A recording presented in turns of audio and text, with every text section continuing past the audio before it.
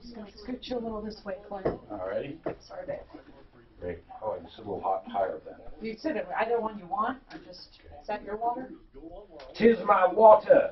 I just wanted a clear view of Tommy. I stashed napkins where it can't be seen. Okay. So that, God, we're chasing after them all the time.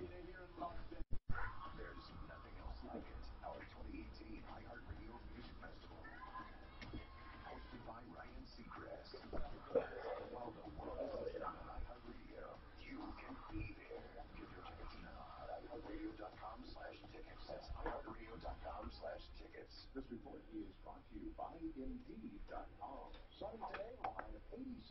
Tonight partly cloudy and a low of 57. Mostly sunny tomorrow with a high of 85. Saturday mostly sunny and a high of mid-80s.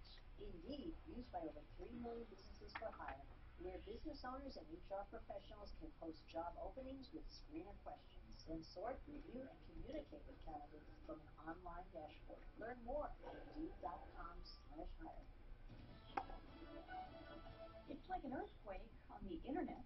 And Mr. Brady, Fox News, the U.S. Supreme Court siding with states in a fight over taxes for online shopping. Fox's Jared Halpern, live in Washington. A 5-4 ruling at the Supreme Court tosses a 2-decades-old precedent preventing companies from collecting sales tax in states where employers have a brick-and-mortar presence. Justice Anthony Kennedy calls that fiscal presence rule further removed from economic reality each year, resulting in revenue losses in states. Large retailers like Walmart, Target, and stores nationwide had also argued that fiscal presence rule was unfair. Thanks, Jared. Shares of online retailers like Amazon and Wayfair falling on the ruling. The president is about to propose a merger between 2 federal departments, labor and education. A senior administration official says it will happen at a cabinet meeting that's underway. Fox's John Decker, live at the White House. Streamlining the executive branch and shrinking the federal government has been a long-time conservative goal, and this move is part of the effort for a broader reorganization of the federal government. The Education Department is already one of the smallest government agencies, employing just 3,900 people, and its workforce has shrunk by more than 10% since President Trump took office. The proposed changes would still require congressional approval, which won't be easy to get. That's a good idea. Trump's Lisa? Thanks, John. As the combining 2 agencies. families at the border continues. The House is set to vote on Cut down on the size of government. with uncertain fate. These are good ideas that are going to ultimately show a way forward on this. But the Democrats, I think, basically decided to take a walk when the deadline went away. House Speaker Paul Ryan in the courtroom has blocked an end to DACA, the program shielding immigrants brought here illegally as children from deportation. Other issues, including funding for a border wall, are part of the bill. Fox News, fair and balanced. Sunny days till they shine on the phone, big enough to recover from the incident. Need a style refresh? Get it at Gordman's. Find what you need for your home, family, and life with no damage to your wallet. Gordman's have their own refresh, and the biggest surprise is the best time to sticker shop with new deliveries each week. I discover something unique. One of these days, probably will show me how to do that. So Amazing. Plus, with take some load off, you guys. points with every dollar I spend, so I can Yeah, actually, I'll show you. Gordman's. Okay. Bigger deal, smaller prices. When working in a growing business, you wear many hats. The new business hat, the buying toner for the copy machine hat, the sifting through tons of resumes hat. You can throw away that last hat thanks to Indeed.com. When posting your job, Indeed lets you ask clear questions that give you a less time-consuming route to How often does he have to change the banners up there? Go ahead. Dust off that extra long lunch hat. Hiring's better when you've got your short list. Save time on hiring when you post a job on Indeed. Get started today at Indeed.com/hire. Today is the day you break the stranglehold of addiction. You and your family can't lose another precious day to this horrible disease. If you or someone you know is abusing alcohol, prescription drugs, hard illegal drugs, or if it's a mental health issue, anxiety, depression, or trauma related to substance abuse, please know you're not alone. There's help. Call the Raleigh House today. They've established a special number to address your concerns. 720-893-5559. That's 720-893-5559. The Raleigh House is a premier addiction recovery program located here in Colorado. You'll speak to someone local about different treatment options, all evidence-based treatments designed to help reduce substance abuse. No more excuses, no more denials. Get the help you need. Some health insurance covers the cost. Call today for a free, no-obligation consultation. The Raleigh House, 720-893-5559. 720-893-5559. Call today. You know what I love about Did you get the video going? Yes, I did. Okay.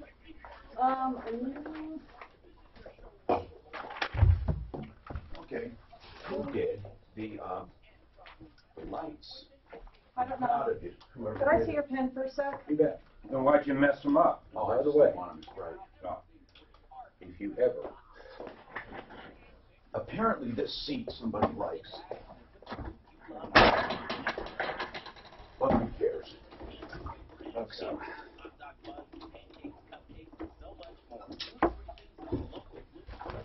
If you ever need, You've got plenty. I'm stuck. Let's see here. We got a shit ton of lives.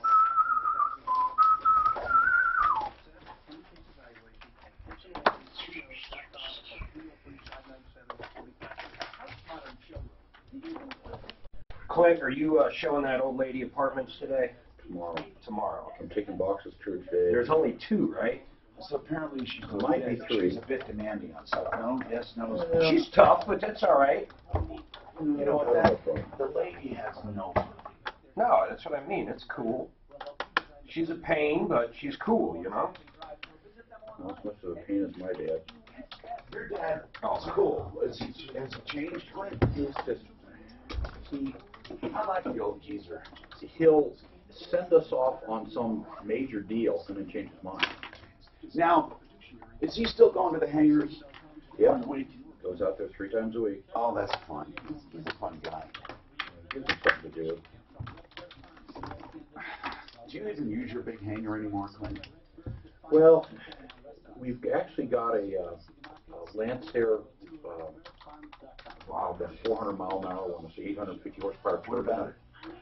There's one of those in there stored in there right now. Yeah. Cool. I love those. I love them. Plane. Hey, I'm Tom Martino, your troubleshooter. That's a consumer advocate.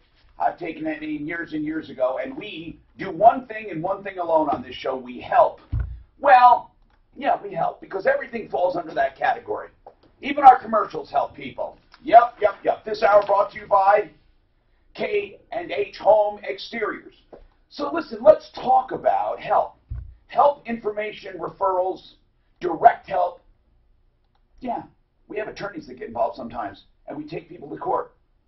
Sometimes class action, sometimes joinder, sometimes that's just where people get together and it's not really a class. But we also do stuff like help people move.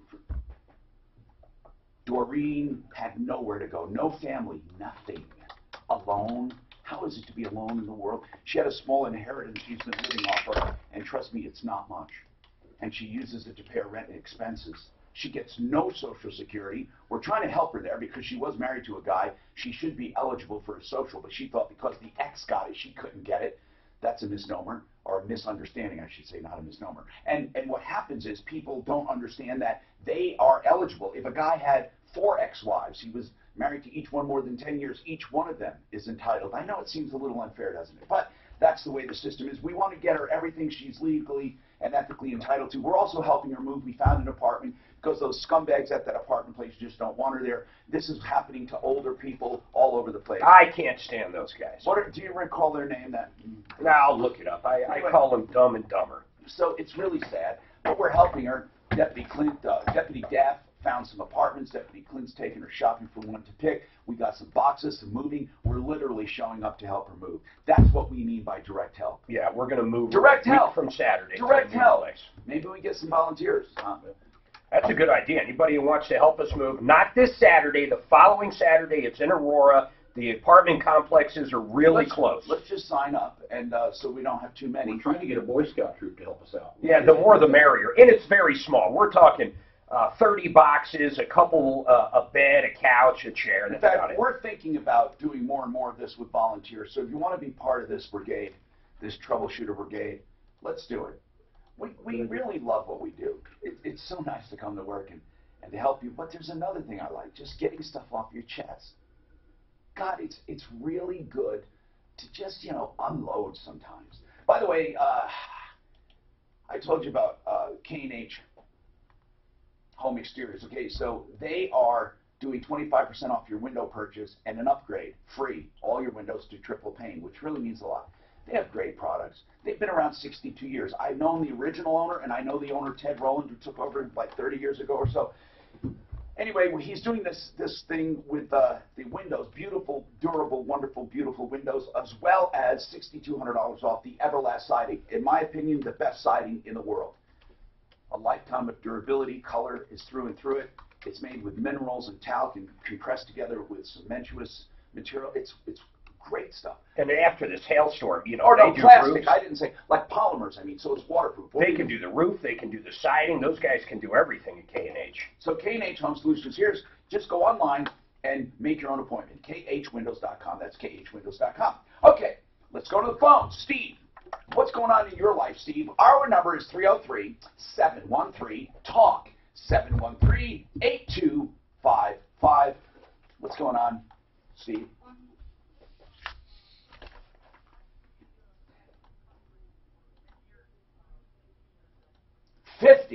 Wait, 50. How old are you, Steve?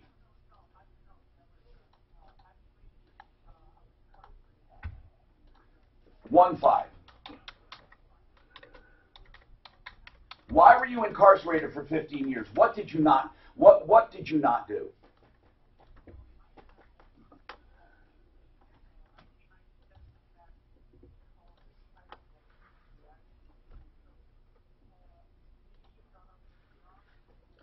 That's happened more than once, where people have been that really been picked up thinking they're drunk, and then a quick blood test shows they're not. What happened then?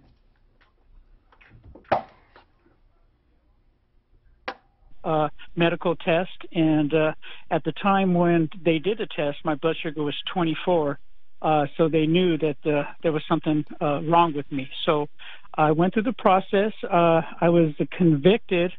Wait. Yep. Did you have alcohol in your blood?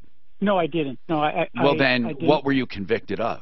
I was convicted because they said that the crime that I committed was actually something that What's the crime? caused. What's the crime? It was first-degree attempted murder and first-degree Well, okay, assault. so this had nothing to do with your blood. I mean, Well, it did though, Tom. Because How, what Steve? happened was when they found out.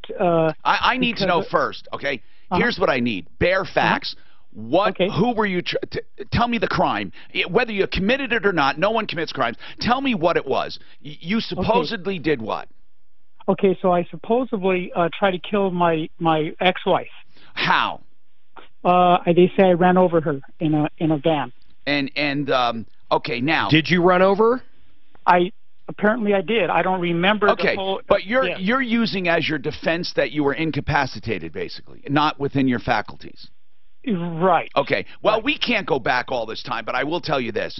It's unfortunate if truly you were out of your right mind due to blood sugar, but low blood sugar usually does not affect judgment. It just affects you. It puts you out of commission. But let's get... So there's really nothing we can do about it, unfortunately, after all these years. You did 15 years for that crime? Yes, I did. And so now I've been released, and I'm back into society. When were you released? 2012, August the 8th of 2012. Okay, and what's going on today? Okay, so today I'm out in society again. I still have diabetes. Sure. And I still have, so I can't get no resources, no kind of help. Because I'm a felon now, it's hard for me to get work. What kind of help? Are you on Medicaid? Yes, I am on Medicaid. Okay, so what help? What have you been doing since 2012? You're right, it is difficult to get work. Right. So what have you been doing? I've been trying to find housing. Well, where have you been living? Literally, where have you been living? Literally, I'm homeless, so I'm actually living... Since 2012? For 6 years you've been on the street? Yes. Where do you live on the street? Basically, in my garage. I rent a little garage, and I basically live out of there. What kind of garage? Like literally a storage unit? Garage. Yeah, okay. Storage unit. So do you live in it? Yes. Yes. And do they know it? Of course not. No, of course not. No. So I'm trying to survive. But How do you, no, do you have any job at all, ever? Day yes, labor, I what? do.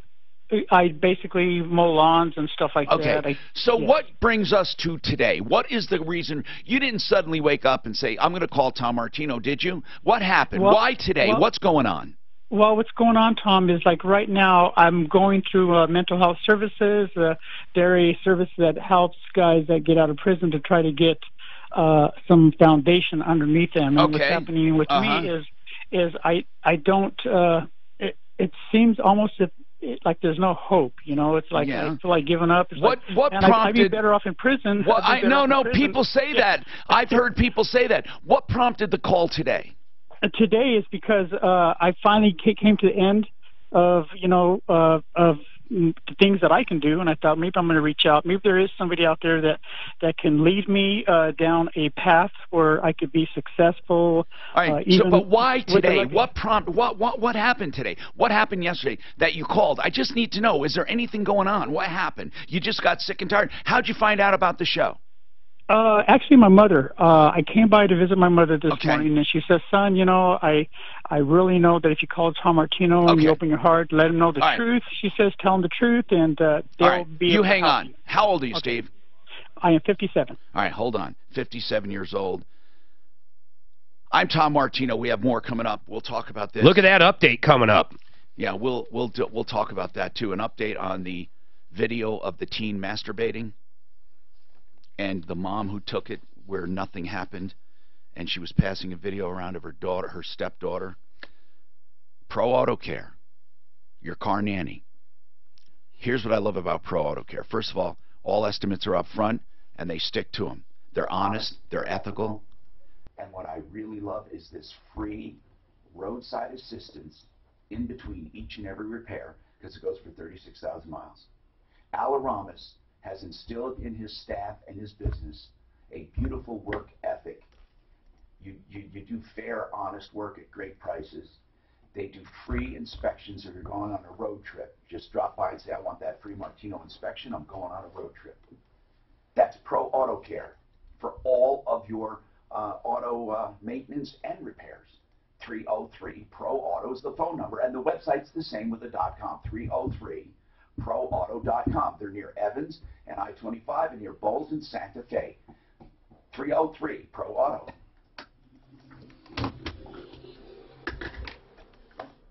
I got some help for this guy. What do you mean?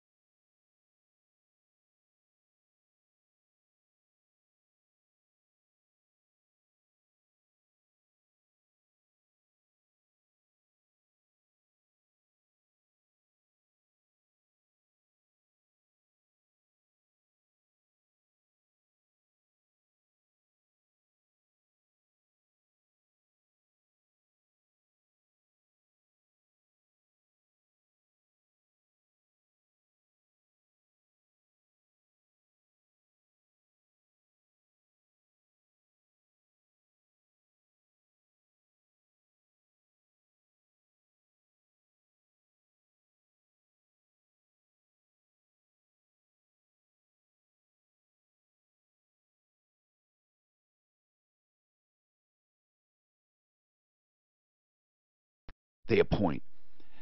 Most of the time, estates get ripped off when that happens. Now, David Salisbury, here's his number. Free consultations always. 720-493-3911. That is free consultations, until you become a client. And then, of course, he does flat rate pricing, so you don't pay for each and every phone call and all of that. 720-493-3911. Or look for David on my referral list at referralist.com. Okay, now, we have Steve, who's on the phone, said he's been in jail 15 years. He's been out since 2012, trying to get a handle on life. His mom says, just give Tom a call. And Steve, we'll get back to you in a second, okay? I need to do this update with Wayne. Now, Wayne, are you the one who originally called us about this? Yes, I am. Now, Wayne is married to a woman, and this woman doesn't like his daughter, apparently, and he's divorcing this woman. This woman is trying to build a case against her, whatever that means. She's just out to get her, what they call laying low, out to get her. So what happens is she sneaks into this little girl's bedroom, 13-year-old girl, in the middle of the night and takes a video of her masturbating. Now, we're not going to have a debate on masturbation or anything like that, but this girl's in the privacy of her room and she's masturbating, and the mom takes a video and then shows this guy and tried to build a case. That is a crime. Every expert tells me it's a crime. It's a crime. Just having it on your phone is a crime. We have been on the DA down there in Pueblo, and we've been on the police. That I've said this before. It is the worst jurisdiction ever for criminal prosecution and criminal charges.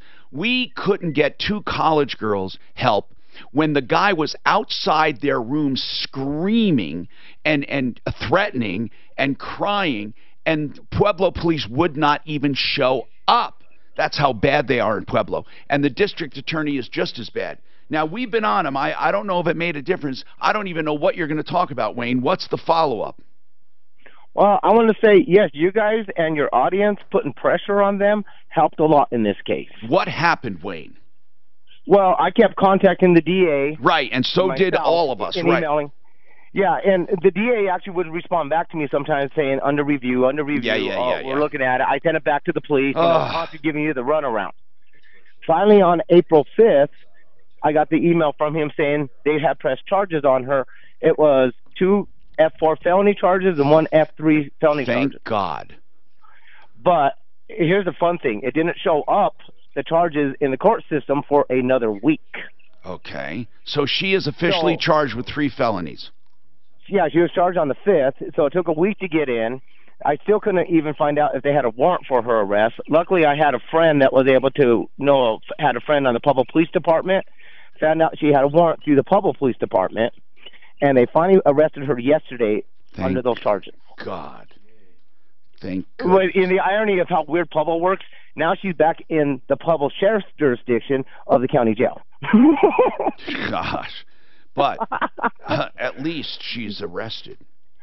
Yeah, she's arrested, and now the court system will find out guilty or not. It's up to them to figure out the charges. And I'm not alleging that this woman was going to make a porn site or something, but it was really just over the line. And, we've heard of young men a girlfriend texts them a picture of her topless. We've heard of young men, their entire lives being ruined. They're arrested, they're branded, they're called sexual predators. It's terrible. So what were you going to say, Wayne? Well, what's very interesting about the F3 felony charge, is child exploitation and selling is the charge of that charge. Wow. Maybe they just throw everything at her. If she was trying to sell it, I have no idea. I mean, but you know her. You don't think what was on the phone. I don't. But you don't think she was trying to sell it. She was probably sending it to her friends, saying, "Can you believe this?" Yeah, that's all. I don't know. And and of course my daughter. I mean, she's going. How is your daughter now? How's she doing? She's doing okay. She's a lot happier now that she knows that the judicial system's doing something. Is it just the 2 of you together? No, it's actually in my house. It's me, my daughter, and I have a 67-year-old disabled. My disabled mom lives with me too. Wayne, this is Clint. What's the status of your new little baby?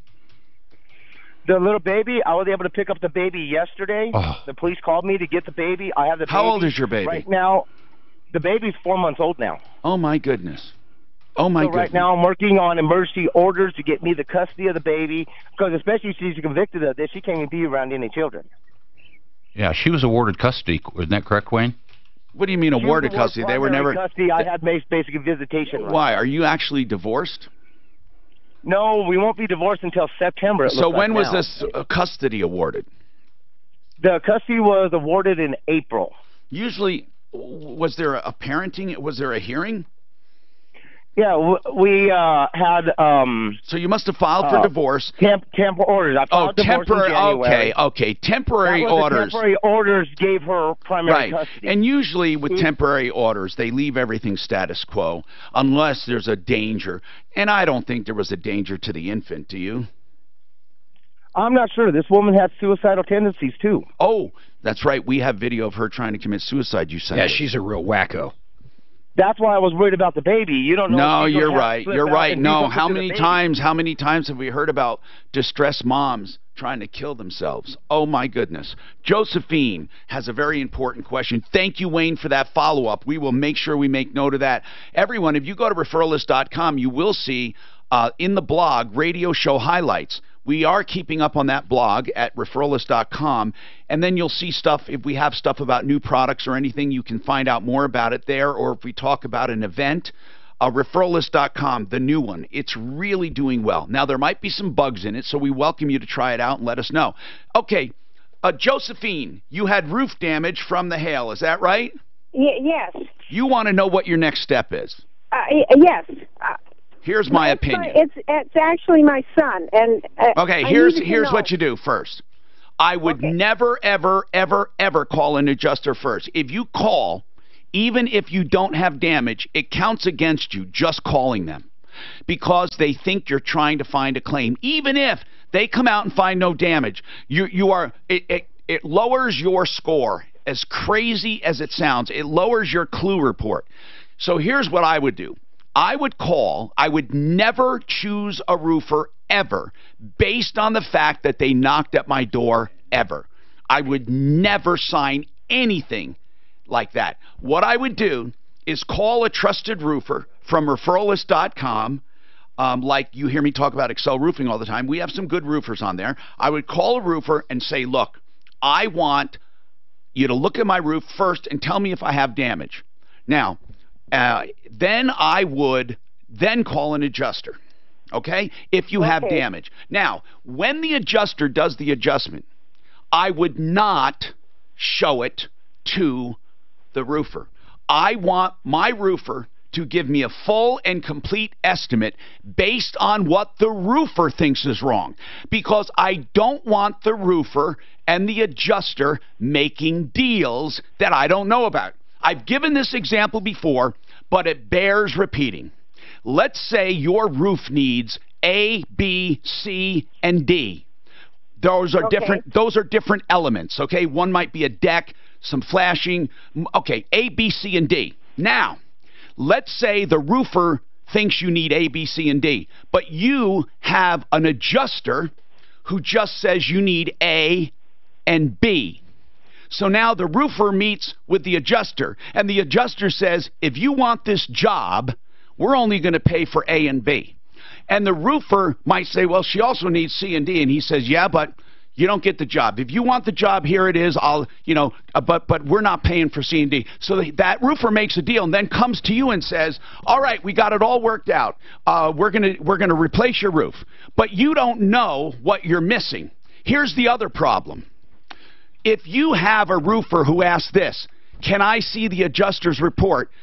Yes, you can let him see it after they tell you what you need. I don't want them making deals with insurance. The other important thing is a roofer who says this is dangerous. Don't worry, whatever the insurance is, we'll take care of it. In other words, they won't do an estimate because they just tell you, we'll simply go by the insurance estimate. You don't want someone like that either, because you may need more than what the insurance says. And also, you don't want them just doing what the insurance says. So any good roofer should be able to give you a complete and full written estimate, breaking it down to what you need. Then the adjuster comes out, and if the adjuster and the roofer disagree, then you let them meet. after. Why? Because then you know if the roofer comes back and says, well, we're only getting A, B, and C. And you can look at the estimate and say, what happened to D? And the roofer can say, well, listen, yeah, you need it, but really it's not that important. But at least you know what you're not getting. Or you know if you should go and fight further. So first step, get a roofer to glance. Second, get the adjuster. Third, get a full and complete estimate from the roofer. But don't let that roofer depend on the adjuster. You want someone who thinks for themselves. Then when it comes to money, never, ever, ever, ever, ever pay a lot of money up front, ever, just for signing a contract. The best is to pay at the end when it's all done. But if they want money in the beginning, you can give money when things are delivered, materials, or work begins, and you can pay in stages. All right? That's the way I would do it. I'm Tom Martino, and we have a lot going on. A lot. Speaking of homes, Art of Granite will save you money. Art of Granite will give you a price on the phone. You'll never find, these big granite depots giving you prices on the phone. You know why? Because they want you to come in, and they have the phony sales, 75, 80% off. It's all crap. If you want the real deal, call Art of Granite and get a price on the phone, because he sells all of the material at wholesale to you. Doesn't charge above wholesale for material. Even if you buy it somewhere else, you can use his account. The other thing, he will tear out and haul away the old stuff free and do the bathroom free when you do the kitchen. Get your price on the phone. Do some real comparison. You will love Art of Granite. They're great people. That's all I can say. I mean, he's honest, he's ethical, he's artistic. Artofgranite.net. Open 6 days a week. The entire Front Range and Mountain communities. 303-386-5919. Artofgranite.net.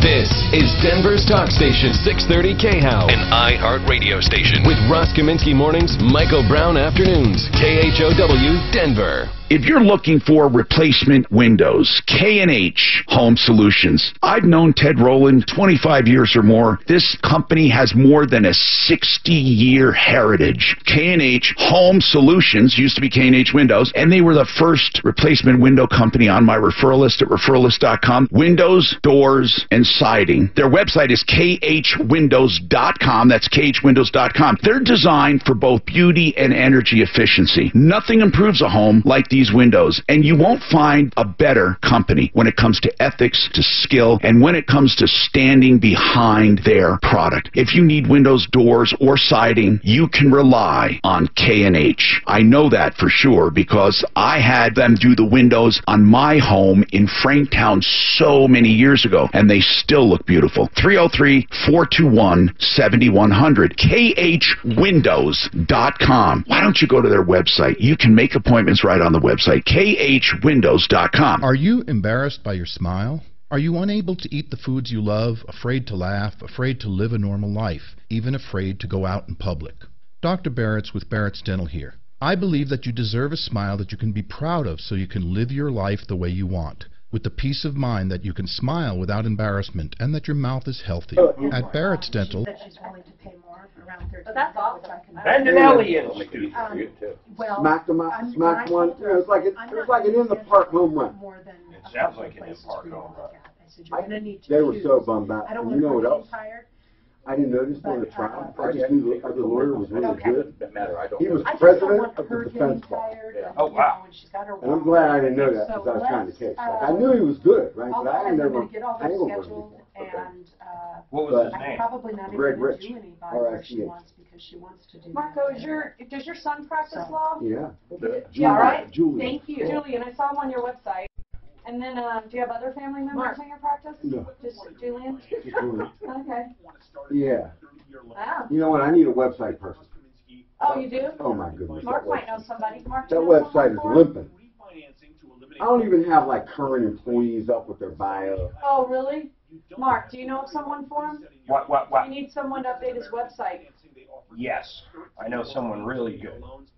Really? Yeah. A website can make and break the business. Yeah. I know. Our website is old. It's not updated. I was on it today. It was a little updated. It was typos. Mike, if you're listening, have your dad email me. What happened? You found a lot of mistakes. on my website. On your site.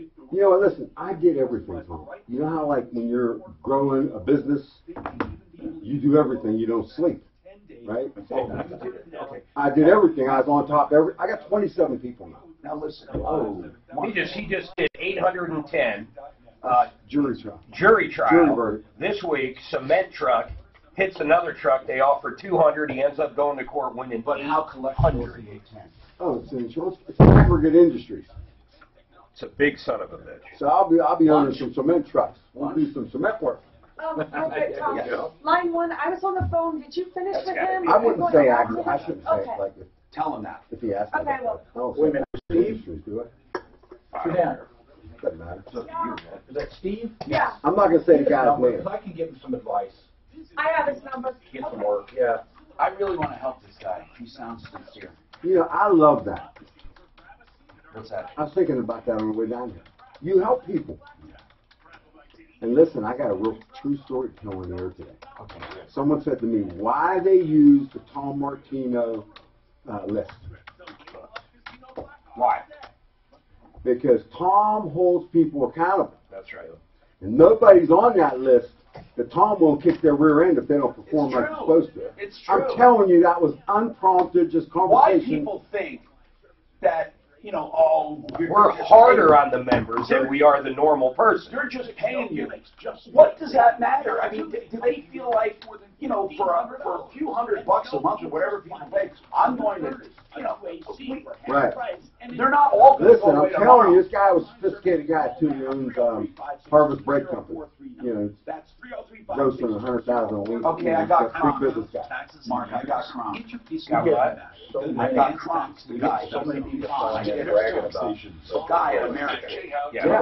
Oh, good. So now he wants to know what I want to do. Okay. Well, tell him nothing. So, that's Hi, why. Tom Martino. You're a troubleshooter.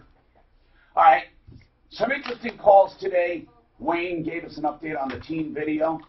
The stepmom who took video of her 13-year-old girl masturbating and showed it to people and tried to build a case against her. She's facing 3 felonies. Then we have Josephine, who wanted advice on what to do with roof damage. And I'm so happy she called because so many people make a mistake. I'm not going to repeat everything unless you ask. But you can always go to our podcast. We're live on Facebook, live on YouTube, live on the iHeartRadio app. We're downloaded all over the place. We basically double and triple our audience because of it. So please feel free to do that and then to ask us directly. So, yes, Mark? I would say double or triple after you do the videos on Facebook, YouTube, our brand new referralist.com, and then the 100,000 plus podcasts that are downloaded from New York to Russia. Yeah. It's more like 10 times. Yeah, what I love is that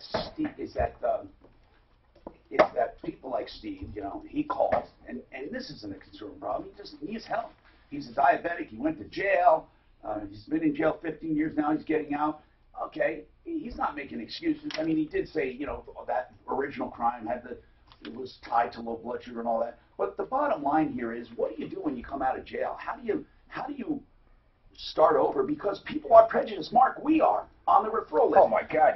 We have people who are ex-convicts, we don't put them on if they're going into people's homes and stuff. I mean, I don't mind if a guy, let's say a guy has, I don't know, I'm not saying this is happening, but let's say a guy's a granite fabricator, and let's say Mitch has someone in his shop working on granite. I don't care if these guys are ex-felons. I mean, that part doesn't bother me. The only time it bothers us is when people are going into people's homes and or dealing with them on a one-to-one basis. Personal services. Yeah, and we do discriminate, and we are. I mean, but how do these guys get a break? They have to have these non-public jobs. What were you going to say, Suzanne? Suzanne, when we do those background checks, though, man, felons stick out.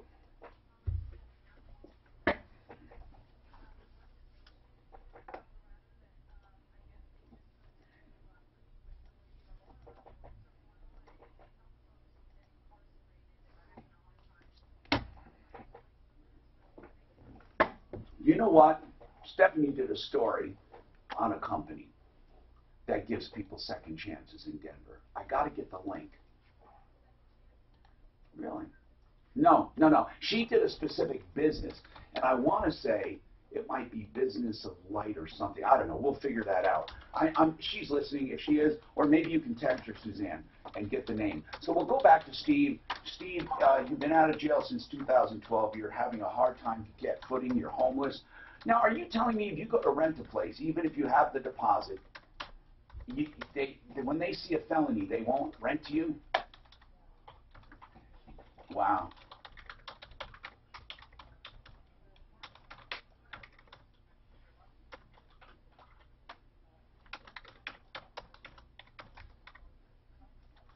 $5 years in solitary. Well, then you must have been in trouble, bro. Steve, why were you in solitary? Why were you in the hole that long? Right. But what did you do that caused, what actions caused you to go to solitary? Fighting. Oh. Were you violent? Must have been. Violent, yeah. Steve, so, but you're saying you were in solitary, but that doesn't show up on your background check, right? Does it? No. Damn it. Being in a solitary confinement cell, what that does is it has its own repercussions. Like now, there's certain things that are inside me that I'm not comfortable. Like what? I can't be around people. When I'm around people, I feel like the world's closing in on me. And so there's, do you get frustrated or do you get angry?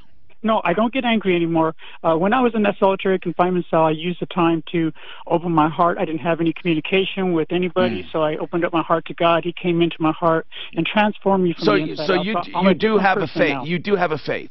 Yes, I do. I Okay. believe in God. He came into my heart. He transformed me and changed me. So with that being said, I'm going on 18 years sobriety. I have not done any alcohol or drugs in that time. So God is actually working behind the scenes. But I just feel, coming out, there is no resources to keep us from going back. I mean, you're right, Steve. You're right. I agree with you. And we get this call all the time. So hang on. Deputy Clint has helped people get back into society, and he has some tips, and he's going to work with you, okay? Now, thank you, Tom. We also will work on getting you a place to live and other stuff. But listen, Steve, I just can't take your word on it that everything's hunky-dory, Right. And I'm not saying this is mandatory either, but I want to ask, do you attend a church? I do. I attend actually 3 different churches. Because many times congregations, when they see people struggling who are sincerely trying to change their lives, there are many times within the congregation you will make contacts. Yes. Has that happened? Yes, it has. I do belong to a men's group. We meet on Monday night. Okay, good. Yes. All right, you hang on. Clint wants to get your information, or Suzanne will take it, and we'll work with you. Ray has Ray hung up. He had a comment on roofers. I gave some advice, but he hung up. We now are getting questions on hail damage for cars, and we need to talk about that because it is very important that you don't get ripped off there as well. Okay, you heard me talk about opening the show, K&H Home Solutions and their sale, Art of Granite, wholesale granite, and now Simply Floors. Simply Floors is a remarkable business. Buddy Mitchell said, I used to think you got to sell, and you got to get as much as you can and do that, or you have to, work. But then I didn't get ahead. And he said, when I finally put it all together, I realized this. To have a successful business, and you can apply this to anything, he says you have to have, first of all, you have to have a motive to win. As a business, you want to make profit. You want to help your workers make profit. You want to help your salespeople make profit. And you want to help the customer get a great value. So here's what he did. He got together a buying group, individual, independent, carpet stores all over the country, so they have a buying group as big as any big mill or outlet, and they then do their own business. So Buddy can buy like the big guys, and then he simply decided, I'm going to make less profit, I'm going to do better wages, better bonuses, and better values to consumers, and I'm still going to make money, and we're all going to prosper together. That's his theory. That's his philosophy. If you go to simplyfloorsinc.com, make your own appointment, you'll see from beginning to end how Simply Floors will blow you away. You're going to get value. You're going to get all the selection of the big stores, but personalized service with the attitude that he wants you to be completely happy with the purchase, and have a great value. SimplyFloorsInc.com. If you want to stop by, they're at 52nd and Ward, southwest corner, but that's not necessary. You can go right to the website and make your own appointment at SimplyFloorsInc.com.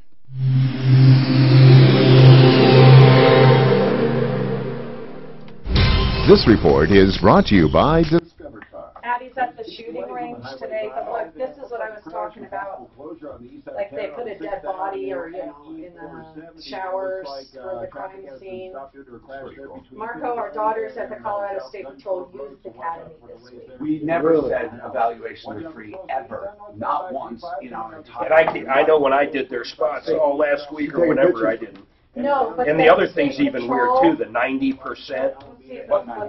Keep reading that. Then it says if they say only 90% of the times it won't work or something. I mean, I don't even know where the hell that would come from. And she did fingerprinting yesterday, and maybe they heard another commercial. She likes something else. And stuff. She's gonna love it. Funnest thing I ever did, I thought, was Police Academy.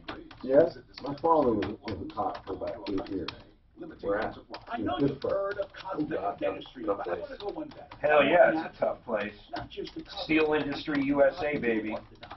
For adults at Aurora Orthodontics. You're booming down there, man. They changed it to tech. Oh, did they really? Yeah, I guess that makes sense. They took out all the steel mills on the rivers and put up condos. Yeah, it's all yuppie area down Yeah. there. Yeah, it used to be all barges and coal and bringing in all the... They've taken some of those old buildings and made it into fabulous stores. Yeah, how do you know that?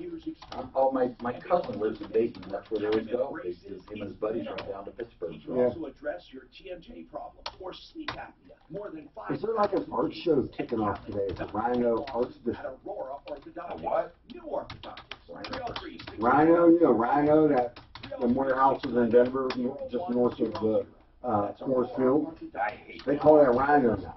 Rhino, it's no longer Lodo. Huh? Yeah, Lodo's lower downtown. This is northern downtown. I don't know what it stands for. Congressman Mike Kaufman always has. They didn't want to call it No-Do. No-Do. We're going to see Book of Mormon Saturday, man. I've been looking forward to this show forever. Man. Saturday. Have you seen it? No. This Saturday. What, are you going to the dinosaur movie too, or can you make both? No, at night we can't make the movie because we're picking our daughter up from State Patrol. Oh, that's right. That's right. Tom will be there though. Yeah.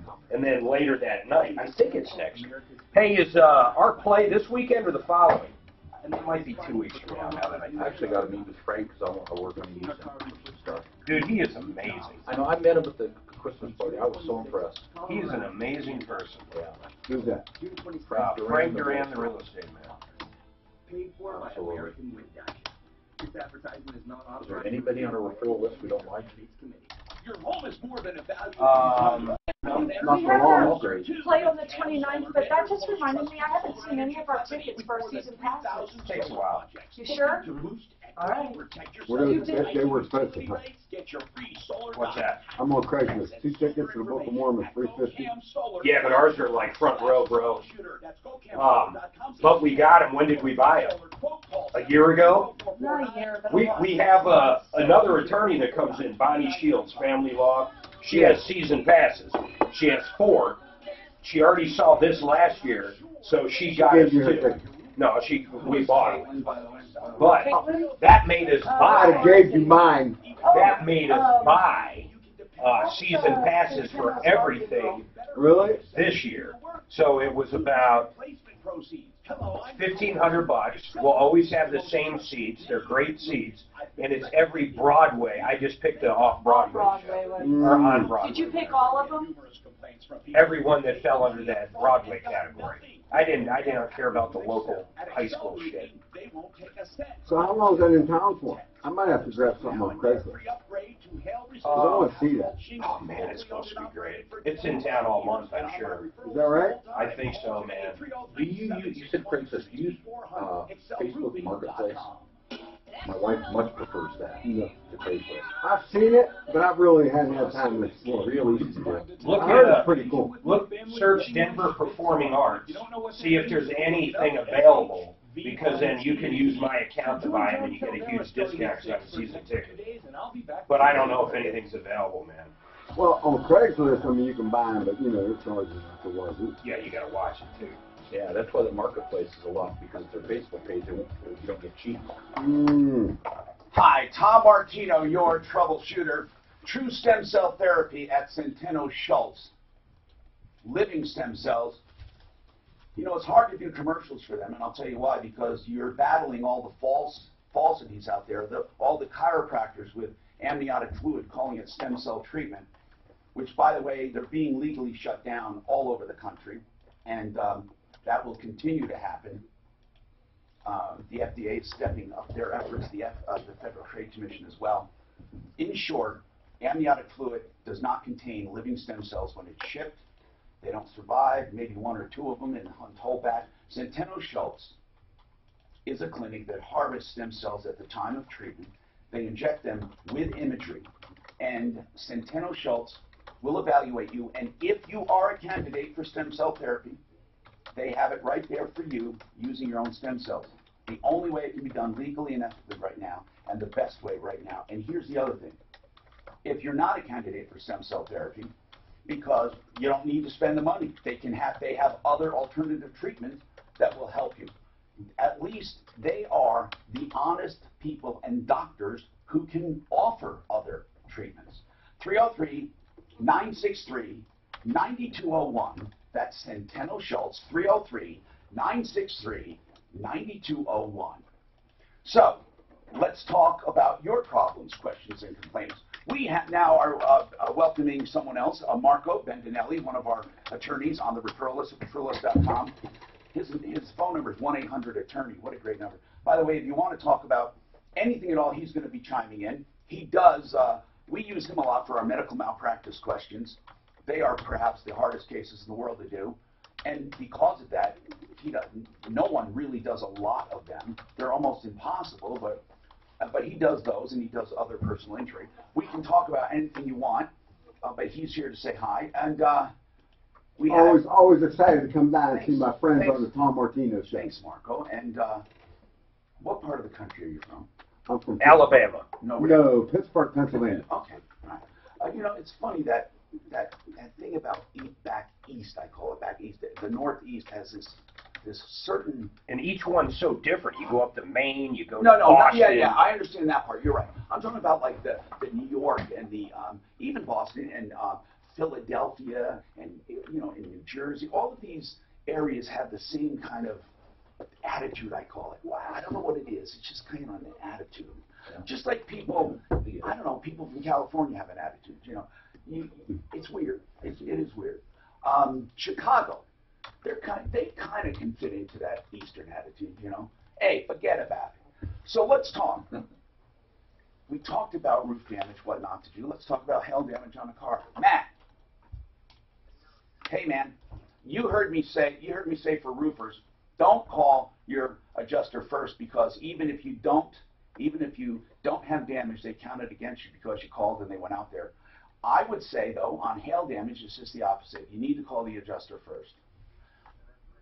And you get an evaluation, but then you're not settling anything, even if they give you a check, unless they have you sign something, which I wouldn't do. Like if he says, hey, listen, I see a little prior damage here, I see this, but we'll go ahead and pay this much if you sign a release. I wouldn't do that, because when you get to a body shop, a good body shop will tell you if you have what's called auxiliary, they do auxiliary claims or supplemental claims. Okay, so what was your question, if any?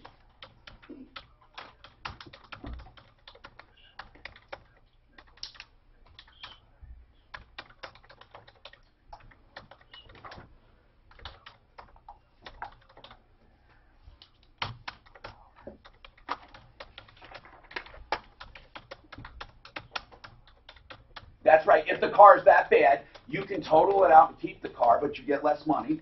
Or you can just total the car. Or, of course, if it's repairable, you can just take it and get it repaired.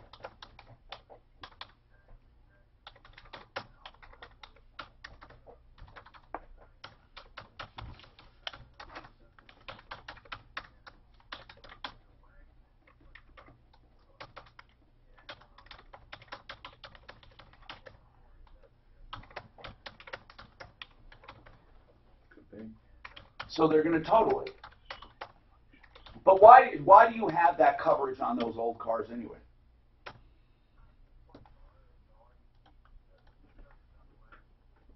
Okay, so now you pay the deductible, or they minus the deductible, and they'll give you a total price. But the total price is not going to come close to what you think it should be.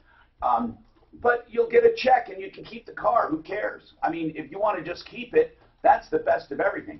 The danger comes in when people don't want to keep a vehicle, or they're leasing it.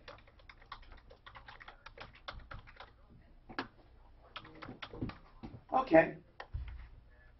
Damn it. What year is that truck? What year is the truck? What year is the truck? 2006 F-150 okay. FX4 with 70,000 miles. Okay. Well, what do you think you're going to do? I don't know, man. I'm just trying to. Well, here's the deal. I would keep it. In your case, it would be good to keep it, but make sure they don't charge you too much for the salvage, because I got you. Are salvage titles a pain to deal with? You know what? No, they're not. So hang on, and we'll talk about that. I'll update you on that one, okay? And then Abraham, how would you like to have a deductible of $36,000? We'll get Compass Insurance Group on to explain how that can happen. It might happen to you. Hello, I'm Tom Martino. Now, you've heard me talk a lot about stem cell therapy. Rebranded on anything, even a collision. If you keep the car for the salvage value, the insurance company doesn't touch the title. They just send you a check.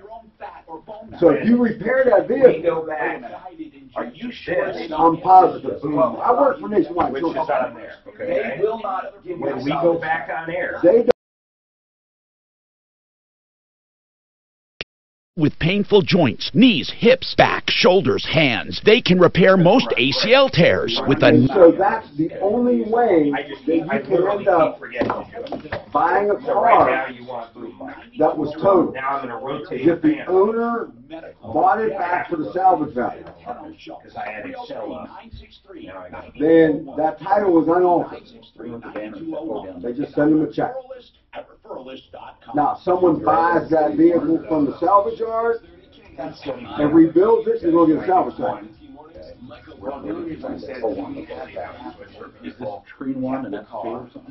The insurance company does not require you to do title work when you settle with them. So, like, if I hit position 2, I don't know where it goes. Oh, it's always wrong. Yeah. I mean, we deal with that stuff all the time. Property damage claims, comprehensive collision, bodily injury. Okay, is this one staying? UM. Yeah, this one. We're like insurance. Studio. Okay. See, but now, when and I help people with their property damage claim all the time for free when they come in. And this one up here. And you're right. You need to get the estimate. Don't just rely on the adjuster to deal with your body shops, or or your roofer. House Minority Leader Nancy Pelosi earlier today. The Washington Post now reporting that a reversal is coming. The president will stop prosecuting migrant parents. Yeah, these are. It's just this is the kind of. Oh, look, I tell you what. The House voted today. I don't know if I can talk about this. To address multiple immigration issues. The Putting Colorado law firm fired pregnant employee. What's that? Colorado law firm fired pregnant employee. We're not allowed to fire somebody because they're pregnant. Well, you didn't say that part. You said they fired a pregnant. No. That was a news story in the Denver Post. It was us. It was no lie. We just got shook down. No, but what I'm saying is, if somebody stole from you or were late to work, you can fire their asses, whether they're pregnant or not. We fired her because she wasn't showing up to work. Okay, well, that's different than being pregnant. But she said she was pregnant. And she was 8 months pregnant. Right, and when you found out, you fired her. Listen, she said she was 8 months pregnant. She told my son, right? And she said that my son said to her, "Are you going to keep it?" Okay. She said she was 8 months pregnant. How could you not? So she lied, right? The EEOC sued me. So they must. I just had to write a check for $30,000. I got shook down. So they did find it was because she was pregnant. No. In this agreement that we reached, I put in there, I'm not signing it unless it says Benvenelli disputes the steps for a lawsuit. You know this. For that It kind was of going to cost lawsuit, me 150 grand. first you have to go to EEOC, and then they tell you you have creep. So she went to them, and they found treason at least to go forward. Jeffco must have screwed, sorry guys, Jeffco must have screwed something up, because I got a call last night, and now a gal calls in, they're getting traffic ticket notifications from the 90s, from Jeffco. One was from 1993, and this one's from They didn't screw 1997. up, they hired a collector, or they sold it for pennies on the dollar. Yeah, but isn't there statute of limitations? Hold on. See, that's what people misunderstand. There is no statute of limitations for collections. There's a statute of limitation for judges. They can't go to court after 6 years and get a judgment. But man, Tom, if I paid that ticket in 1993, there's no way I'm going to have proof of that. It doesn't matter because they can't sue you and collect it. Okay. But they can try to collect, and here's why. Can I explain? They do. So they want to trick you into a novation. They want you to agree to start making payments. They'll say, look, we'll take even just a few bucks, and then if you agree to that, you have a brand new. You've reaffirmed the agreement. The debt. The debt. Okay. Mm-hmm. Yeah, novation. I've heard that's possible.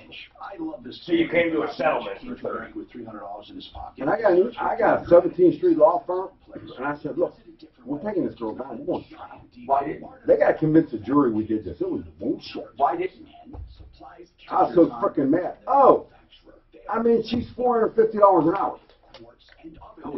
My defense lawyer from when I got sued by the EEOC. Then the EEOC is the plaintiff.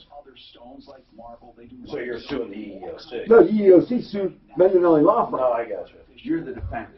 I'm the defendant. But then why? It is kind of a wild story. But why did they find credence? Because she was pregnant.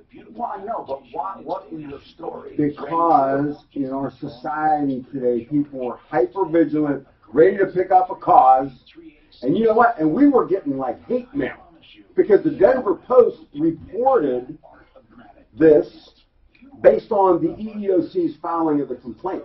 Now, we didn't get back to the EEOC timely before they filed their complaint. Okay, so they didn't necessarily have our side of the story. However, they wouldn't dismiss it. Wow. We got shook down. It's a shakedown. We've been helping folks find the right balance of security, income, and opportunity for 35 years. Call 303-744. But is it done and over behind you now? Well, I'm working on it. One of the reasons I'm hot about it is because last night I was asking to look through the settlement agreement. And, they had in there that I had to write her a letter of apology. I said, let me tell you something. Over my dead body. Okay? If this doesn't come out, we're going to trial. I don't care if it's $157.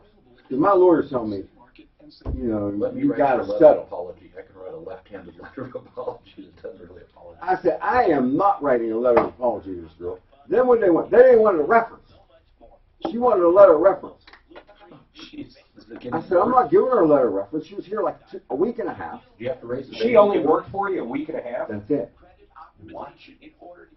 I'd be fucking Listen, and I got 5 pregnant girls working for me right now. Well, that's got to be. Well, Doesn't that Mark, prove to your defense attorney did a good job defending.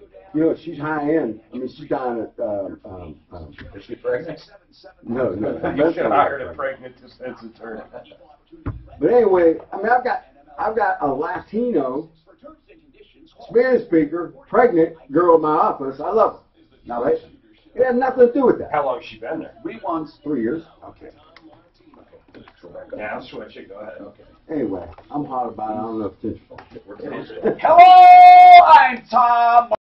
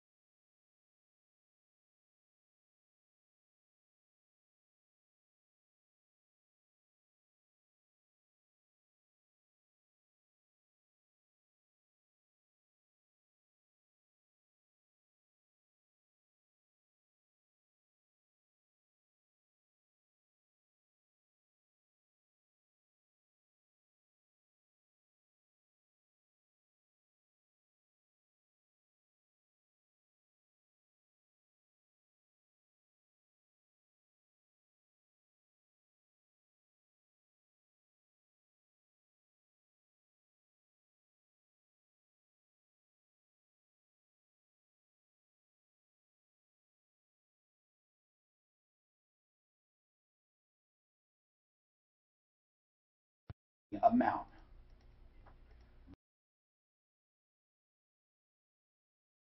Abraham? 10% of my total dwelling. Oh, and I think my house is valued at like 240, 250 right now. Oh my goodness! So you do have like 36 grand in there. Yeah, that's literally $36,000. Usually, Jeremy, it's 1 or 2%, isn't it? Yeah, 1 or 2, and even that's bad. But I have never ran across 10%. I don't even know if that's possible. Are you sure you're reading it properly? No, it's. I've spent 6 hours on the phone between Geico and HomeSite. It's at 10%. It's a $36,000 deductible on. Is it only for hail? For hail and wind? Only for hail and wind. It's $5,000 deductible if my house burns to the ground. And what about? Is it only for roof or anything with hail and wind? Anything with hail and wind. And I mean, I've gone back and forth and told these people that I was not told this. This was not disclosed in the beginning.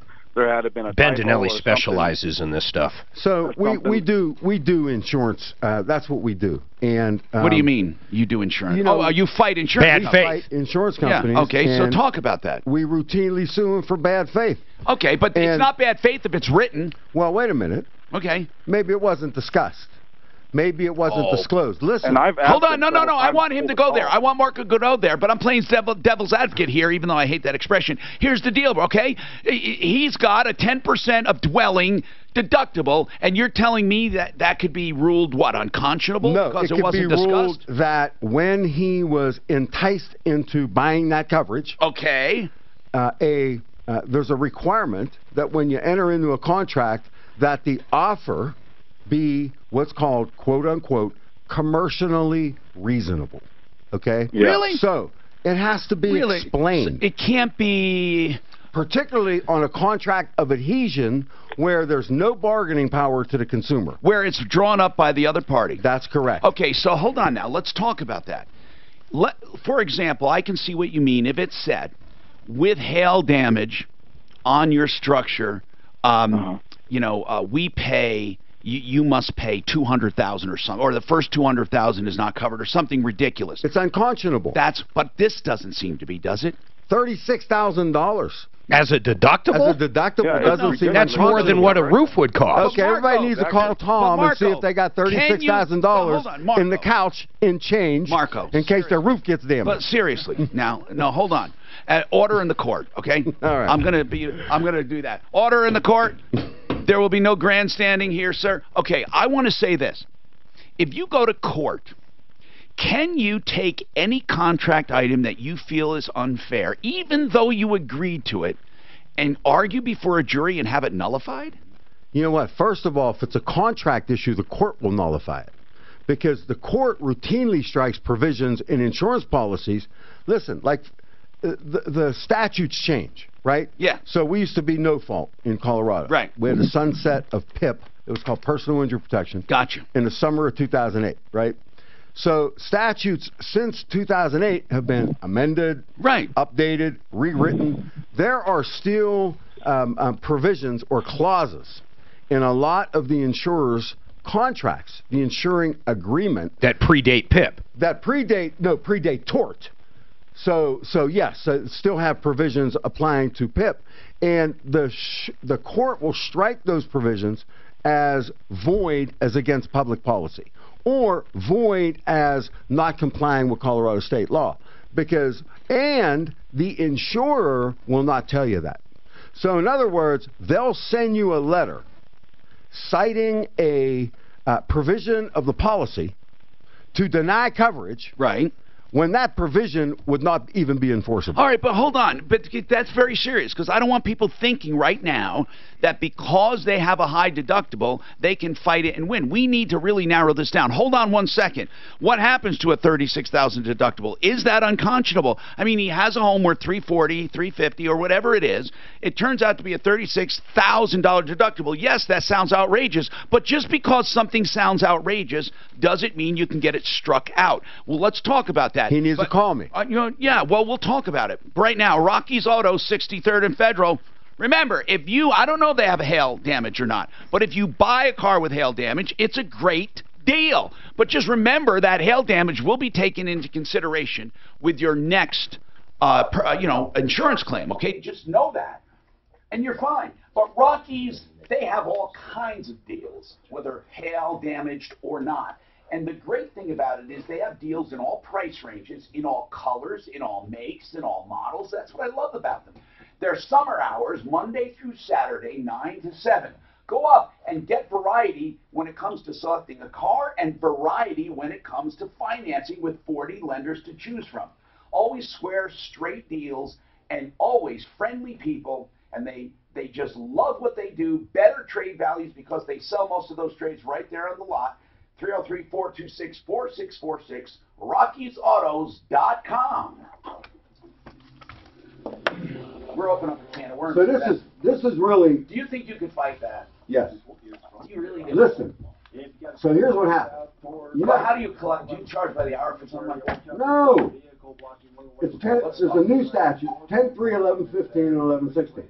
Okay. You get treble damages. For bad faith. This is not bad. This is a contract. Wait a minute.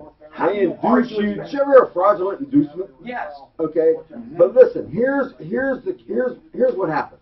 You know how hard. And you know, listen, you're more sophisticated than most consumers, so you know the difference between bodily injury coverage in your car insurance and uninsured motorists. Right. Okay. Uninsured motorists is for you. BI is for if you hurt someone else. On UM, don't you have, if you decline it, don't you have to sign for it? Well, you do now. You do now. But there was a big deal where all these carriers were bumping up the bodily injury coverage and leaving the UM limits low. So you're spending more money if you hurt somebody else, but you're leaving yourself unprotected. And there was a case, and it was called Parfray. And Parfray said that for years in Colorado, you automatically had as much UM coverage as was listed as BI coverage on your declaration page, even though you weren't paying the increased premium. Because Parfray said this is a bunch of crap because these insurance agents are not making a commercially reasonable offer. So these people don't know what they're buying. So that's your argument with this stuff. That's not right. reasonable. They said, hey, why don't you bundle? The other thing why don't you bundle and you'll save? But they didn't go into that. What I said was, it was disclosed in the contract, but you're saying, are you actually There's all kind of fine print. You can't be asking consumers to read 35 pages written by lawyers. Marco, it happens in every real estate closing there is. Come on, man. Well, and I'll tell you what, listen, do you know I'm contemplating a class action right now. Let's do it. On what? On MedPay. You get $5,000 worth of MedPay under your policy, right? Unless you waive it. Unless you waive it, you got to waive in writing UM and MedPay. Yeah. But here's the deal: if you have UM coverage on 2 cars, you get stacked. So what they've been doing is they've been real careful. They're removing it, right? Charging you 1 premium for the policy because they don't want you to be able to stack UM. However, we're getting into this fight right now. They're charging premiums on 3 or 4 cars for MedPay. Understand, well, your max coverage is $5,000.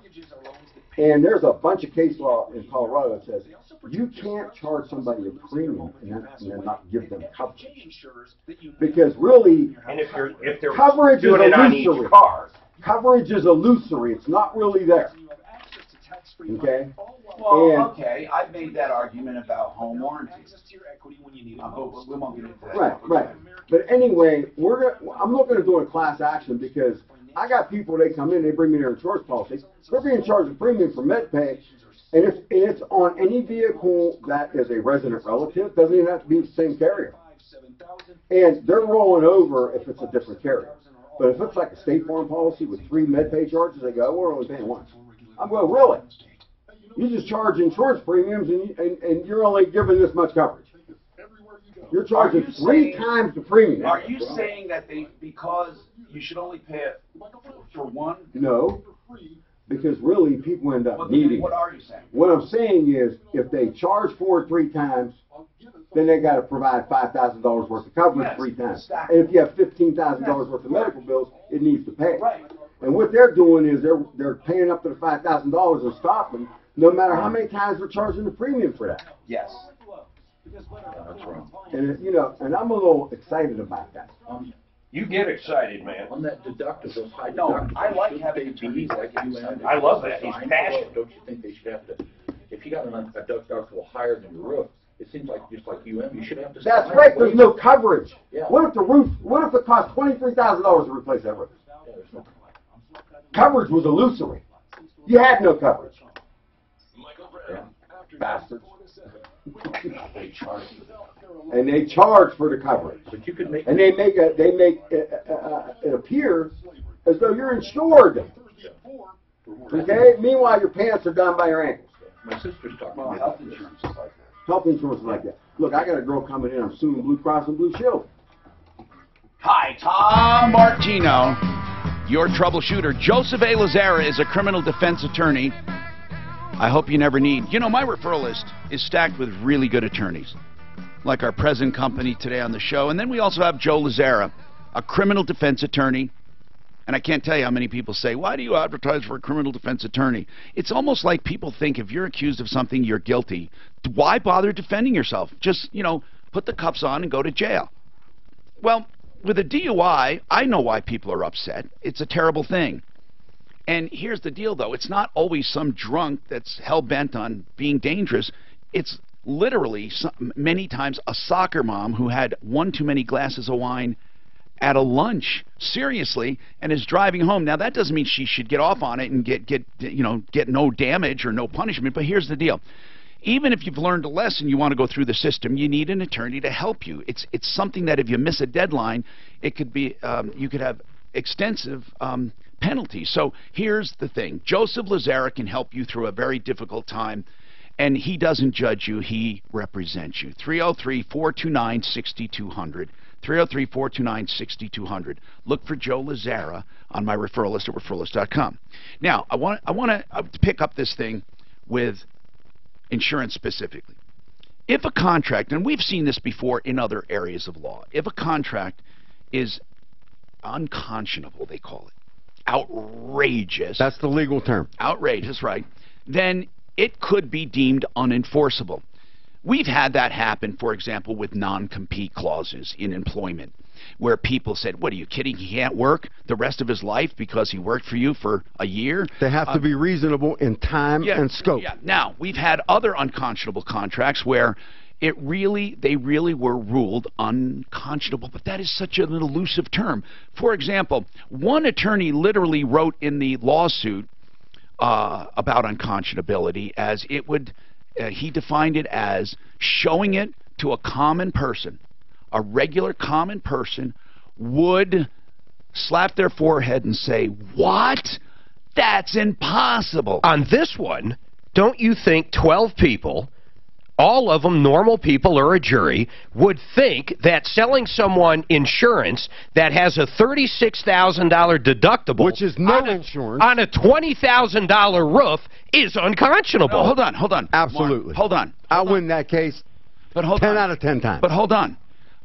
I understand what you mean. I think it's outrageous, too.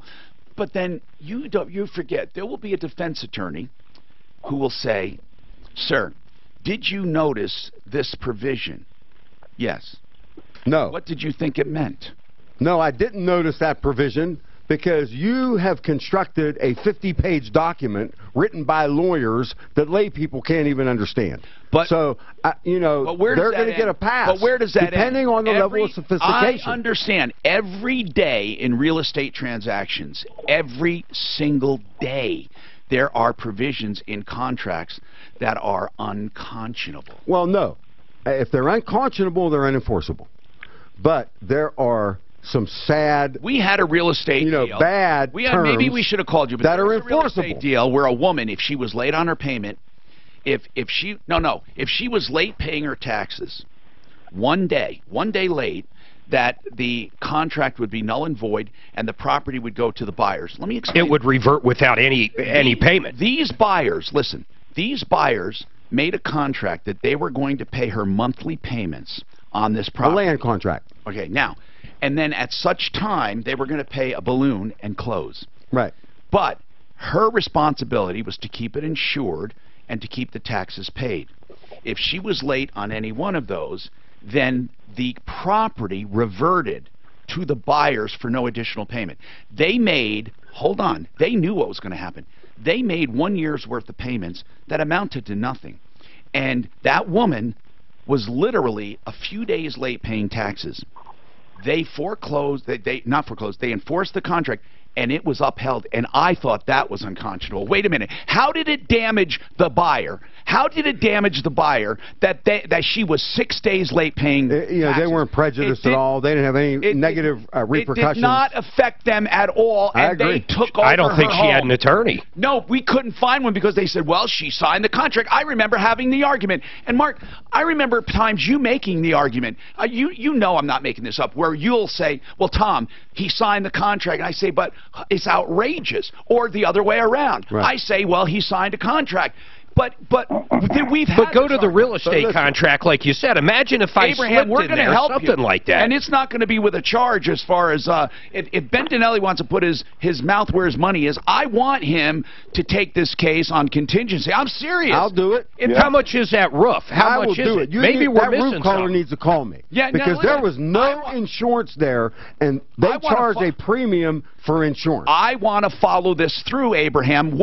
We know when I say we get directly involved, well, hell. If you really think about this one in particular, he is paying for insurance that he has no coverage. Well, hold on. Let's find out. You're exactly right. You're right, because they could do that calculation ahead of the insurance company. Could easily find out what is an average roof, and then they are sophisticated. This is why the insurance contracts are struck more than real estate contracts, other contracts. It looks like it was specifically constructed to exclude the roof. But I want to ask That's something. what they do. They're in the business of not paying claims. Well, listen, I'm no lover of insurance. Abraham. Yes, sir. How much will the roof cost to replace? I'm thinking at the most maybe 13 grand, maybe. Okay, see what it's ridiculous. They did? So here's what they did. They have literally calculated 3 times. They have calculated his deductible is 3 times the value of the property. They have calculated. That's ridiculous. They have calculated what it would take to replace a roof and specifically excluded it without excluding it. They charged you for it, but they are not covering it. If everything he's saying is correct. Abraham. It's hard to believe they did. It says 10%. What does Brian Burns think? Has he ever seen this? Well, we don't. He's not on right now, and Jeremy was on. Abraham. Yes, and by the way, they're not in the business of contesting that stuff. They fight for you for claims. Of course. But Abraham, how long have you had this carrier? Since 2016, so 2 years now. And what is the actual name of the carrier? Homesite. Homesite, and it's a subsidiary of Geico or something. They've got some contractual relationship. If this is bad faith, he could get a load of money. If it's bad faith, Dinelli's done so many of these. Listen, this is what I do. Okay. If it's bad, I am not a friend. Okay, when I say that you're not in good hands. He doesn't even like judges. So. Wait a minute, you're not in good hands with Allstate. State Farm is less than a good neighbor. Right. And Nationwide is not on your side. No, that's true. That's about the good hands people. All of it. That's how I'm feeling these days. Now, Abraham, this would be a good test case if you allow us to proceed. You need to meet with Marco. Marco, I'll if you meet got with him treble personally, and I'll handle this case personally. If you got treble damages, how do you work out payment with somebody like this? He gets I don't know how your fee structure goes. So there's a new statute in Colorado. Yeah. Okay. Yeah. And it's for bad faith. It's for insurance bad faith. The wrongful delay or denial of a claim. Okay, so let's say it's bad faith. What they're going to do, they're going to pay the roof. You know they are. You know they're going to pay the roof. If this goes to court, then every one of their contracts it's not enforceable. And they don't want anybody looking at this. How do you get paid, though? If they're just going to cave as soon as you do this. So here's the deal. The new statute says you can get 3 times the damages, okay? So let's say he has coverage he should have had coverage. For a $13,000 roof. For $15,000. Yeah, for a roof. Okay? So with the new statute, 10-3-1115 is the wrongful delay or denial statute. And then the penalty provision or the what you can recover is in 10-3-1116. Okay? All right, so go ahead. But it's 3 times the damages. We know that. Plus attorney fees. Hold on one sec. Hold on there one you sec. go. Now, we will have more on this and more. This is a prime example of how this show gets involved. This is the first time I've been here and you start talking about things that are like near and dear to my heart. 713-8255. Plumline Services now offering an air conditioning system, AC, central AC, for half off when you buy the accompanying furnace. And by the way, you should always buy those together. Now, if for some strange reason you absolutely don't need that, they credit it. So it's a real deal, and they're not marking up one to do the other. Plumline Services, I've known them for more than 30 years. You're in great position when you hire them. They will come and do this job plus $1,500 in utility company rebate, 0% financing for 12 months, and a 10-year parts and labor warranty. Get your AC half off with the purchase of a furnace, 303-586-1086, 303-586-1086. That's plumlineservices.com. Okay, I need to go back on there and make a disclaimer about State Farm also, because I'll tell you what. What disclaimer? I said you're not in good hands with Allstate. Yeah. State Farm is not a good neighbor. Okay, and what's wrong with that? I said, I need to qualify. I have seen times. Okay, well, qualify quick. Well, hold on, no. You don't even have Because I can't make a blanket statement like that. Listen, they hate me. Actually, I'm in the top five. I'm like on the top five most wanted. Now, this is my area of expertise. State Farm hates me. Marco, my area of expertise says you can say that. Really? Yeah, absolutely. Your opinion. Oh my God, we say It's also much humor. worse than that. It's also humor. Yeah. It is humorous. Yeah. And you can Especially when you do this with good You wouldn't hands. believe what I said. In fact, it was extremely humorous. Yeah. Was it? And you said something about that. David Salisbury was in here yesterday, picked up 2 cases. The people come in here. David Salisbury. Salisbury. Pardon me, Marco. That guy's, I texted you his info, but he's in the Springs. Is that a big deal?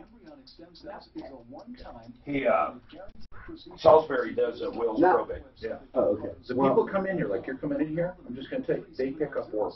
Yeah. This does help a lot. I know that. But listen. You're on fire today, bro. I'm pissed. That's how you do it, though. You got to jump in like that. Listen, you should hear me talking to a jury. You need everybody. That's what I'm getting, right? You know what? Listen, You know those and I tell them at the beginning of the trial. I said, look, you're 60 years old. I talk less like a lawyer today than I ever have in my career. Everybody else gave me that. I asked them that during jury selection. I go, because you know what? I'm going to shoot straight with you. Because I'm going to shoot straight with you. And it's more important that I shoot straight with you rather than using the 50-cent words that I learned in law school. Okay? Because at the end of this trial, you need to know the truth and know what you're deciding. And I'll bring this home. You know, I have to tell people every day with these damn small claim suits, and I tell them if they can sum it up in 3 sentences to that judge what they want, right. Don't tell them a frickin' story. You know what? Don't need to read the novel. Just give me the cliff notes. There you go. So I'm going to turn this off for a second. Yeah. We're going to look.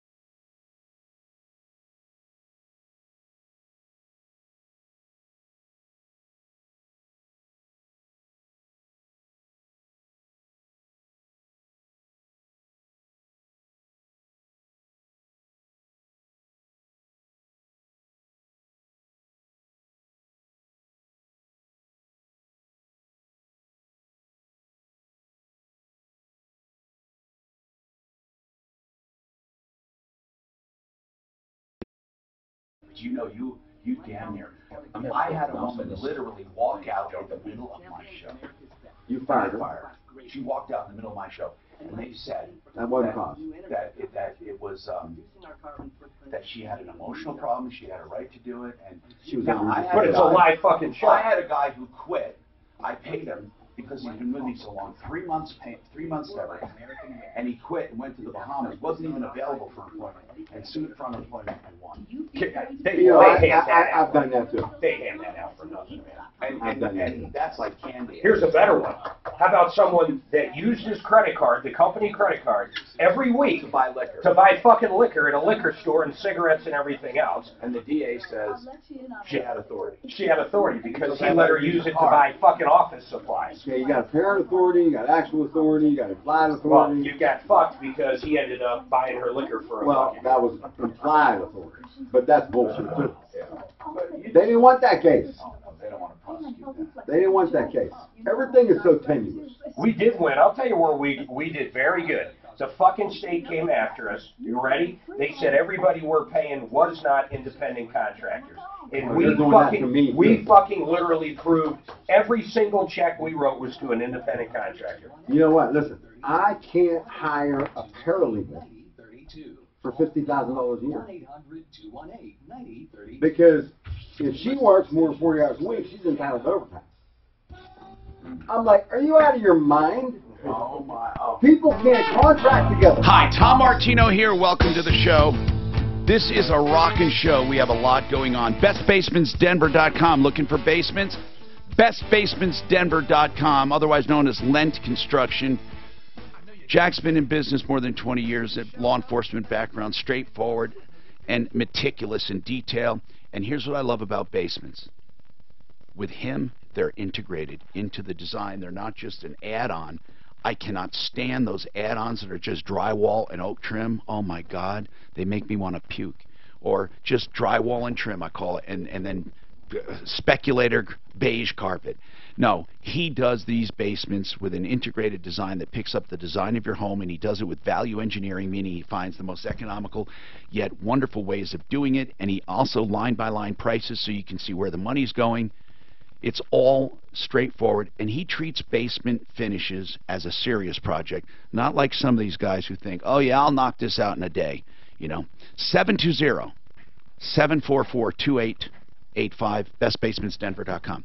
We've been discussing the unconscionability of contracts and enforceability, and Marco Bendinelli, our attorney today, on our referral list, referralist.com, says that, you know, that a lot of contracts can be struck down and non-enforced because provisions of certain contracts, because they are just unconscionable. One of them, a $36,000 deductible on hail damage. Basically, this company called HomeSite has a 10% of dwelling value deductible.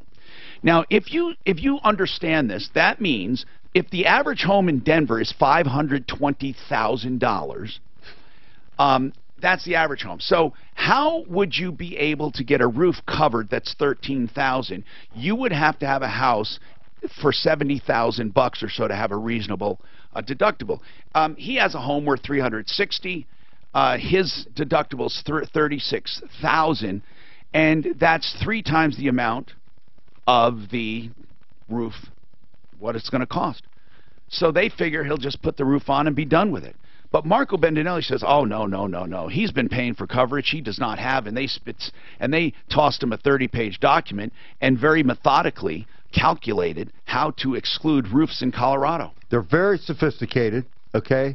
And if they see, there's something called a loss ratio that insurance companies keep track of, right? And the amount of premiums they collect versus the amount of claims they pay. We know why they're doing it. Right. Now, Abraham, and so they'll target an area they're going to say, they think is not profitable. They're going to say, did you sign the contract?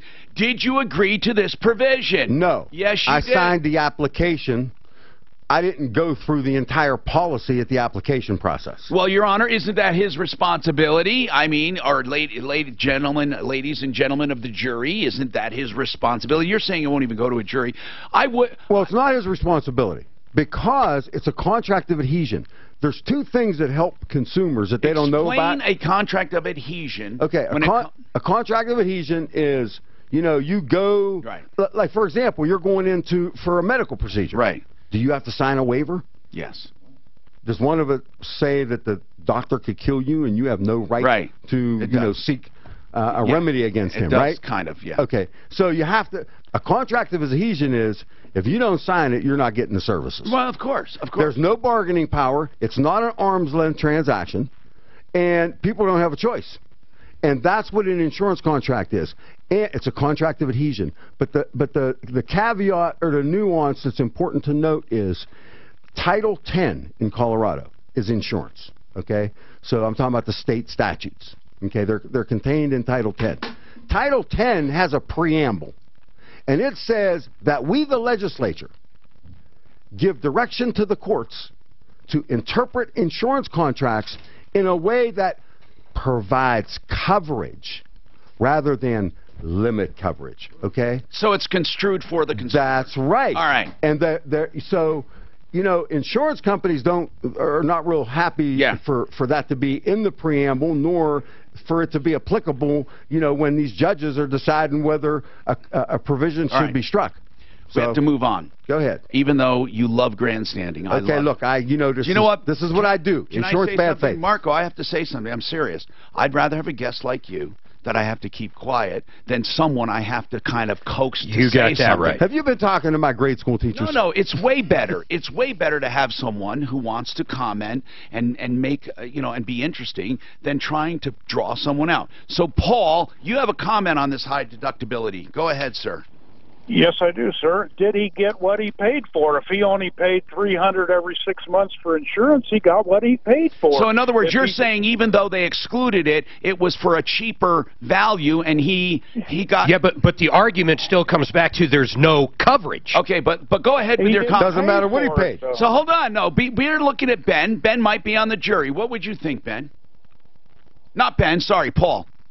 Yeah, I think he got what he paid for. I can go shop insurance. I can go shop car insurance. I can get less coverage for less money. He got what he paid for. He shopped. He got less coverage. Deal, and that's what he got. But listen, he doesn't have any coverage because the value of the roof is way less than what the deductible is. In other words, Paul, the roof will never. He's paying for nothing. Right. It's like the roof is specifically excluded by operation of the provision that you don't understand. But I understand, but listen to this and what Paul is saying.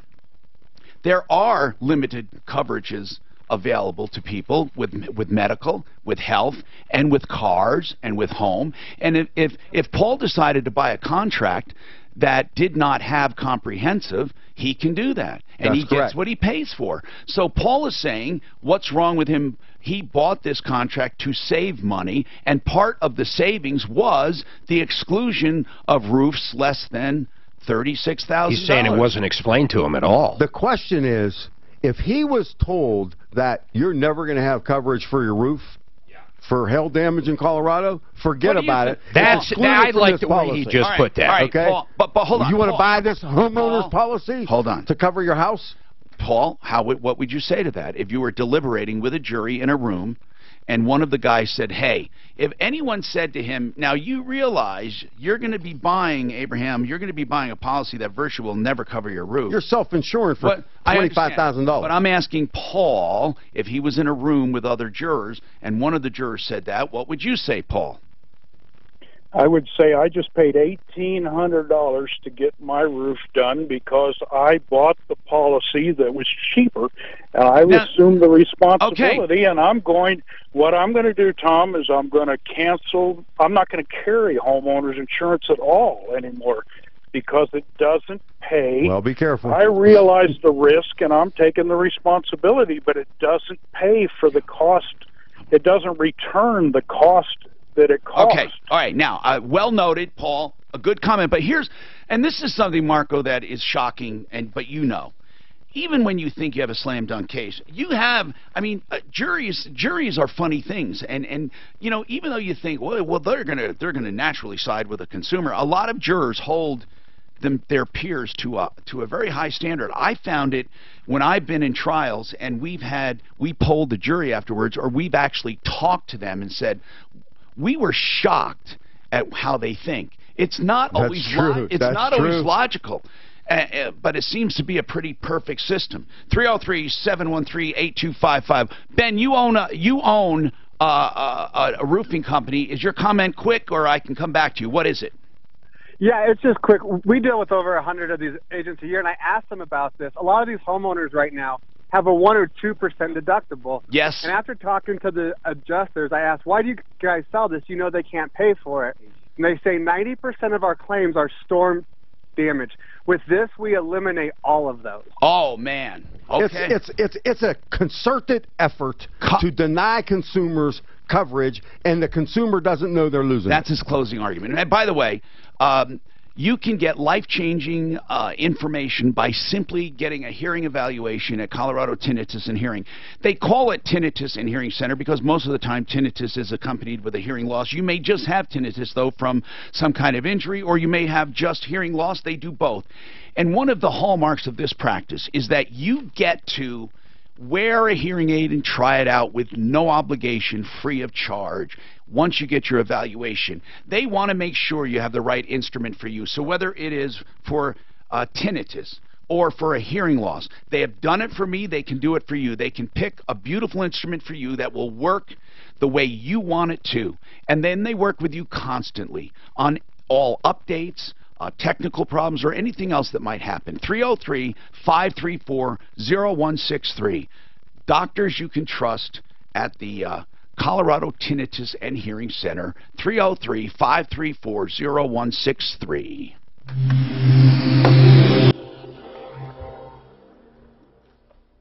This is actually brought to you by Lifeline. Highway delays both in and I think they wouldn't go to court over it. I don't know why they would. You think? You know what? I'd be telling them, look, you know CBS is going to be here on Tuesday. Do you think the fairest thing to do on those would be to do just like they do? It is outrageous to think that his fucking deductible for something worth less than $20,000 is $36,000. I mean, it's amazing. Well, so unless of a fucking tornado literally ripped off the entire What roof, do you think he was buying? he has no coverage. Well, I think it's homeowners. It's almost he catastrophic maybe he coverage. understands, you got a $500 deductible on your homeowner's policy or a $1,000 deductible. But on the roof, you got $2,500. It would be so great that's if you what they took should this do. and got a fucking settlement. I'm going to do it. It would be amazing, actually. Listen, I'll kick their rear ends. I'm going to go, look. So I guess that's a profitable business model, isn't it, sir? Well, for some When reason, you collect premiums and don't have to pay claims, yeah. do you find that a profitable business endeavor?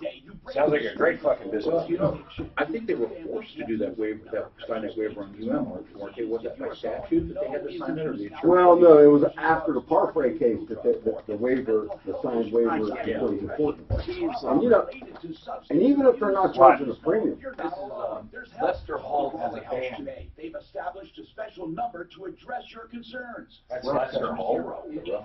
He's playing hard. He's such a straight-laced guy. They're He's playing bass. You're sure that's Lester Hall? Yeah, it is. Look at him.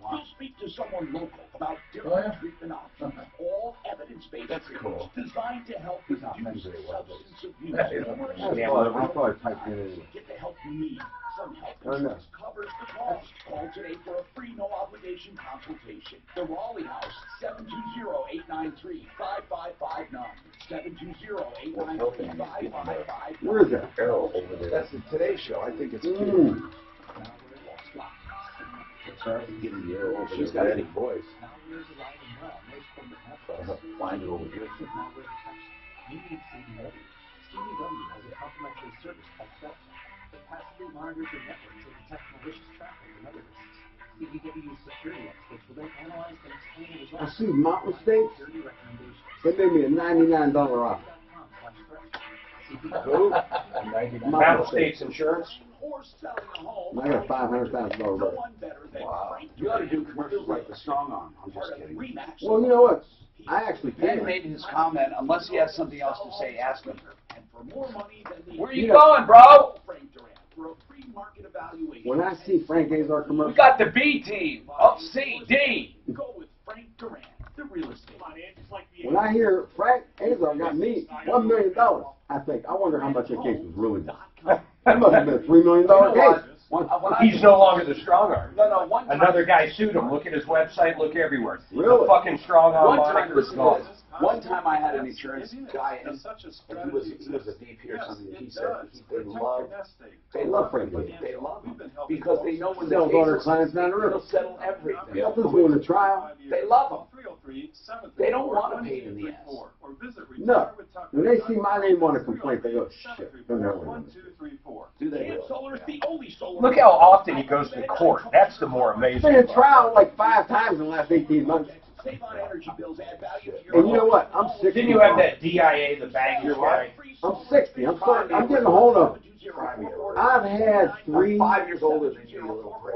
Listen, I had 3 7-figure verdicts in the last 18 months. Pretty well. Is that what it is? I've never had a 7-figure verdict in my career.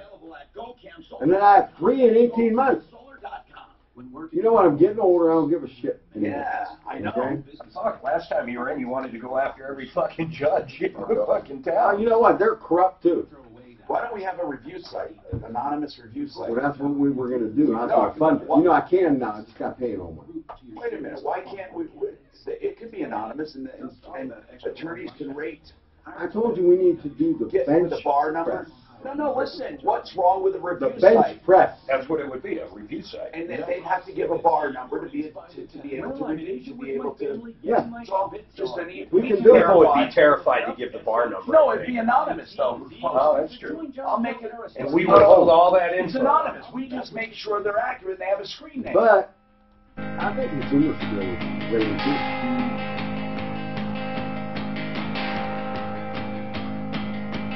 That was clean.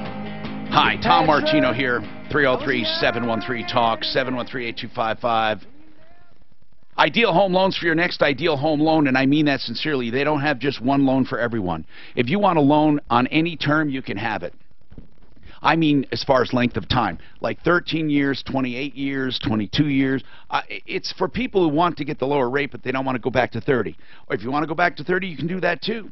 So here's the deal. They also have credit optimization. Without getting into too much detail, they basically tweak your credit legally because there are things in there that are hurting you you don't even know about. They can get you a higher score and lower costs. Many would just get you approved and move you on. They don't. They go one step further. It only takes a few extra minutes. Then they have the interest rate guarantee. If interest rates go down over the next 2 years, they refinance you free of all lender fees. That is 303-867-7000. 867-7000. IdealHomeLoans.com. Okay, let's talk, Mitch. And we're talking anything you want. We have with us Marco Bendinelli. He's been talking about bad faith and also unconscionability or unenforceability of unconscionable clauses in a contract. And he is dead set against them and will sue. Now, this guy has had in the last several months, 18 months, he's had 3 7-figure verdicts. So jury verdicts. Trials to a jury. Jury verdicts. What's the total amount of those? Are they actually collectible? Over 6 or 7 million. Are they actually collectible? Yes. Because a lot of them, you don't bother if they're not collectible. One of them, I sued Delta Airlines. For what? You think they have some lawyers? For what? Well, we'll talk about it. But, and the other one I sued, it was Budget Truck Rental. Okay, they came in and said, oh, Mr. Bendinelli, like they treated me like I was like in high school. Yeah. They're lawyers, right? All right, hold on. Until they got the verdict. I want to talk about it. You can talk about those cases. They're public. Mitch, what's going on? Hey, Tom, how you doing? Good, and I'm sorry for the wait. What's going on with you, Mitch? Well, hey, I have a JAMS arbitration with a local JAMS arbitration there in Denver. What's JAMS? Judicial Arbitration and Mediation Services. Is that a company? Yes, it is. Okay, and do courts appoint them or you find them on your own? Well, there are 2 primary places in Denver where people have settlement conferences, right? Okay. You know, a month before trial. Okay. You got to go to JAMS is one of them? JAMS, and the other one is JAG. J-A-G, Judicial Arbiter Group. Okay, so, Mitch, what's the problem? So I took my former childhood friend and business partner. He defrauded me in an internet company, breach of contract, negligence, misrepresentation. And what happened? Did the contract call for arbitration? It did. Okay. And so we went arbitration. We went with Judge Jim Miller.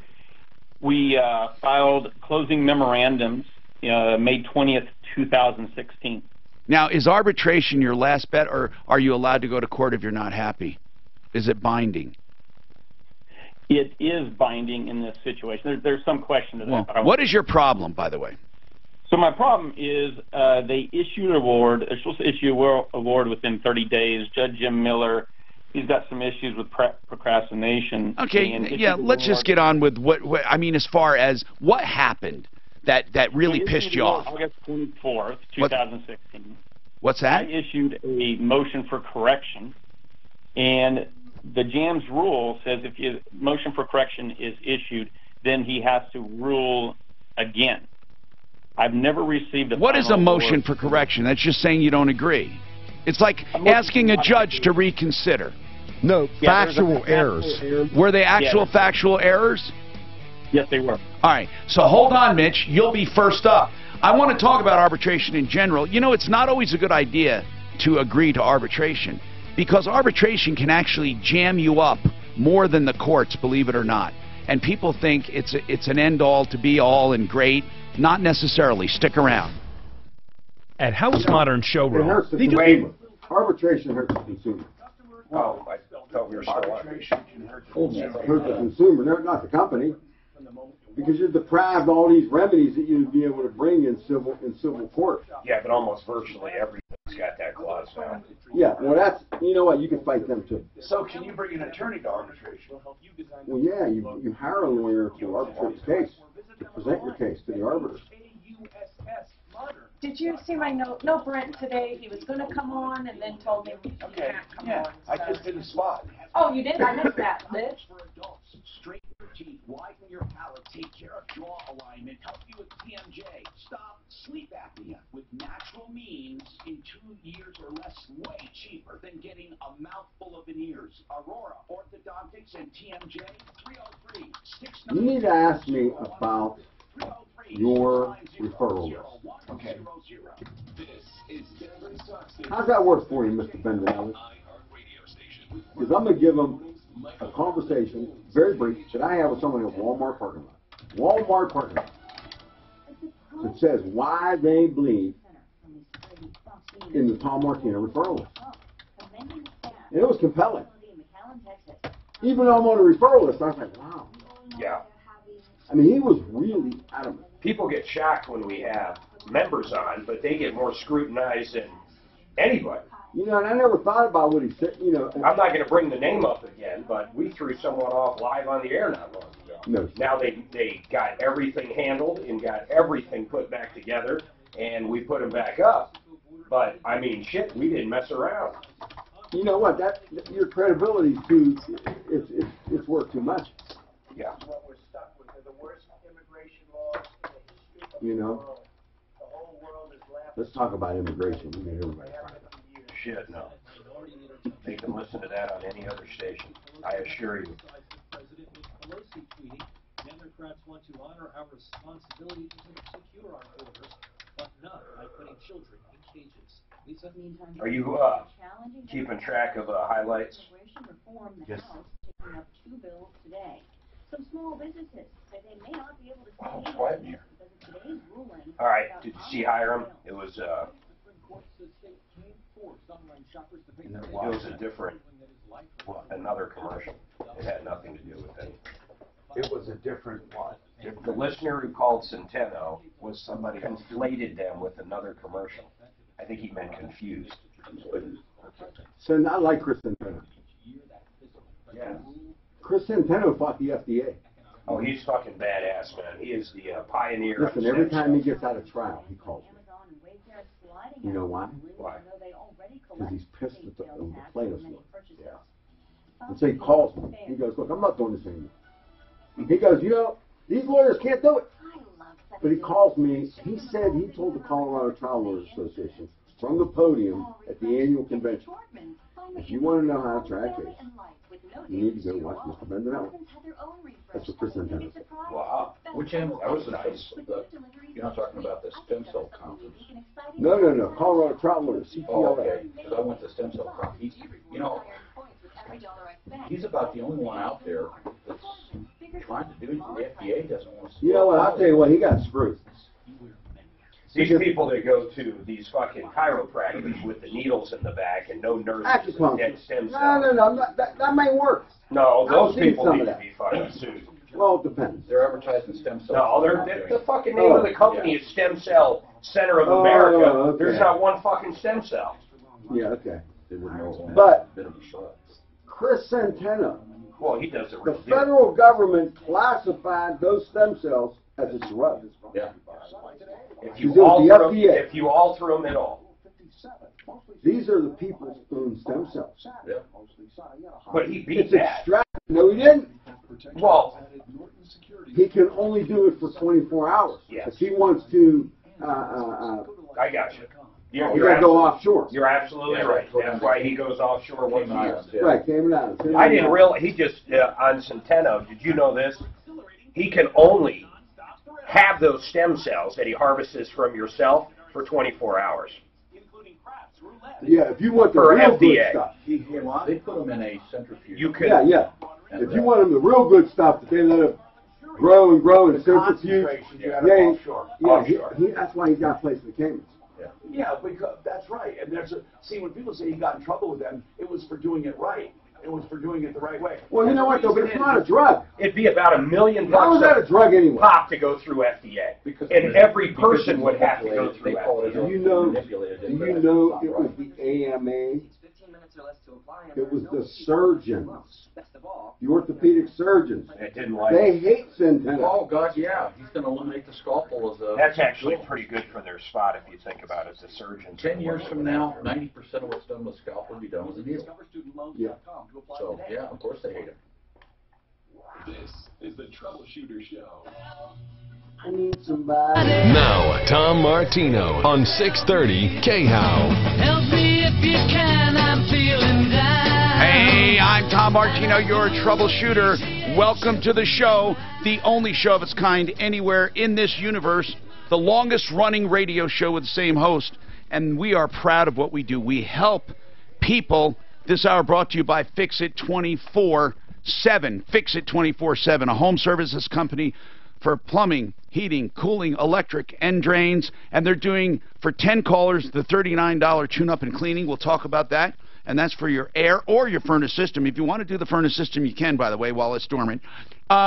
Let's talk. We have Marco Bendinelli with us, attorney at law. We're talking about unconscionability of contracts and unenforceability if something is outrageous. If you think you entered into an outrageous agreement, let us know. Seriously, we'd love to analyze it. Even though you signed your name and you say, what an idiot I was, there might be hope. You know, people, it's not good to cheat people even if they let you. Do you understand that?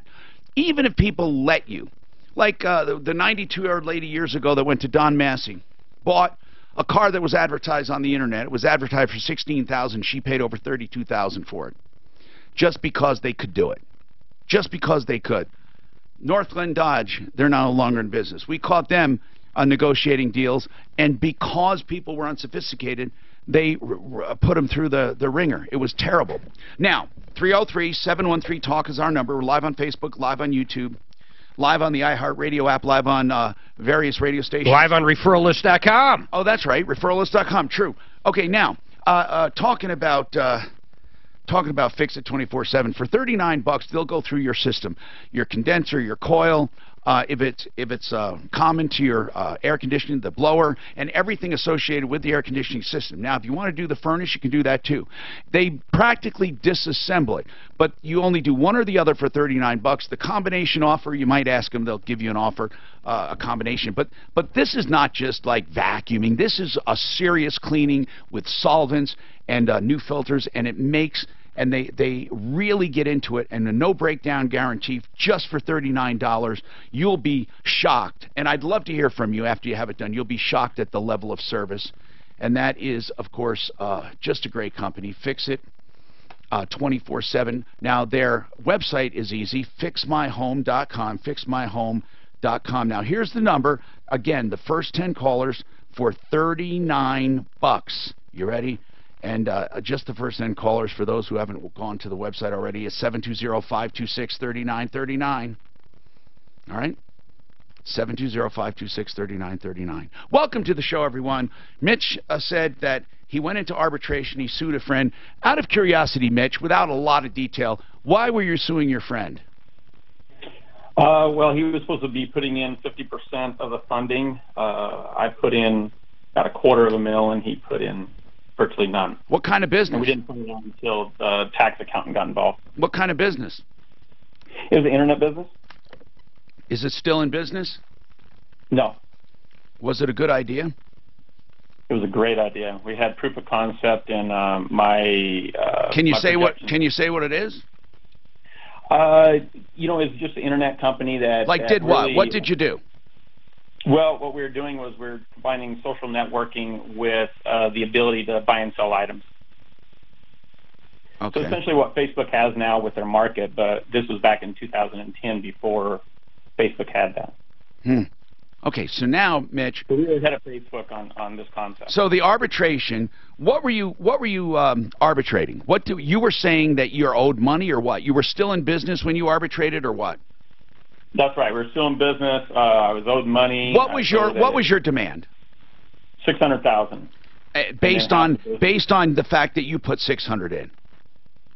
Based on the fact that I had a quarter, legal fees, business, had part to do with the buyout, that sort of thing. What buyout? Of him? Would be a buyout of the company. There was a patent that we had patent pending. So what happens? Where would the $600,000 go? To you? To me. And then what does he get? To walk away? He would have the company. Huh? Oh, he would have the company. All right. Yeah. I'm not sure of the value of the claim or anything, validity. Who cares, right? So what was awarded? What was awarded in the first award, which was a sham, was $25,000. To who? To me. And then he got the company? Well, none of that was even decided. So this judge, I mean, he virtually took 96 days when the rule. Okay, and he ruled, he ruled $25,000. And then what? Then you wanted a correction made because of some factual errors? Lots of factual errors. Okay, and then you asked for reconsideration. Then what happened? And then nothing happened. And when was this? When did you ask for a reconsideration? So that was filed within the time frame. It was November 11th, 2016. And so far you've never heard anything. And did you get the $25,000? Meanwhile, I have not. So no one signed. You're still in arbitration. Well, what is Jaws or not Jaws? Whatever the hell they are, jams. What do they say about it? They're saying it's not in their jurisdiction. What do you mean? The rules say otherwise. They said they no longer have jurisdiction over the arbitration, even though Rule 24K and But why? Mitch, I don't care about. I can't be quoted rules. I just need to know why are they saying they no longer are over this? Why? No jurisdiction. Why? Because they're stating that the first final award is all they had to issue, and that's not true. Well, it seems to me that the arbitration clause is nullified by all of this, and you can just go to court. But I don't know. What do you think, Mark? You know, there's arbitration is. It's a joke. You know, it's loosey-goosey. They're not held to the same standard as lawyers in courts. You got an arbitration statute in Colorado. Mm-hmm. You've got a national arbitration act. Yeah. Right. And the national act is sometimes adopted in whole or in part by various states. It's a mess. In this case, there's no in this case, if he made a good faith effort to go to arbitration and it failed him, can he just sue the guy? It could be binding arbitration in that agreement. It could be binding arbitration. But and no one what he's saying is there may have been a time limit to appeal that arbitration award to the district court. Okay, and that's why. There is a time limit. That's why they're saying maybe they lost jurisdiction. You should pay an attorney to look at it, man. Can you, first of all, can you go to arbitration again? Or what does it say? You're familiar with it. And I don't need you to quote numbers and paragraphs. It doesn't matter to us. But from reading it, what have you found? So what attorneys tell me is that the appropriate relief is to seek court order directing the arbitration or arbitrator to rule. Okay. All right, but nobody wants to go up against JAM. All these attorneys agree I've been screwed. Justice hasn't been served. Been screwed, thank you. Yeah, but even if he reconsiders, what makes you think it's going to be fair? The guy the guy's probably incompetent. So that I can take it to court. What's that? They have to rule. They have to rule so that I can take it to court. Otherwise, They did rule. They did not rule because according to their rules, there's no final award. There was $25,000. You didn't agree to it, but they ruled. Right, but they have to rule after the motion for modification. There's no allowance for never ruling after the motion for modification. They maintain jurisdiction. Was it granted? Into the court system. Was what who grants that motion anyway? The arbitration panel.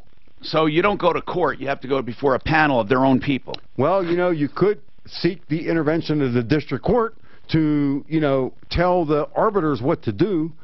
And this is why the rules are lax. Because he's asking for reconsideration, and he's asking a group of people that hired the guy. So it's like, make your guy reconsider this. The whole thing sucks.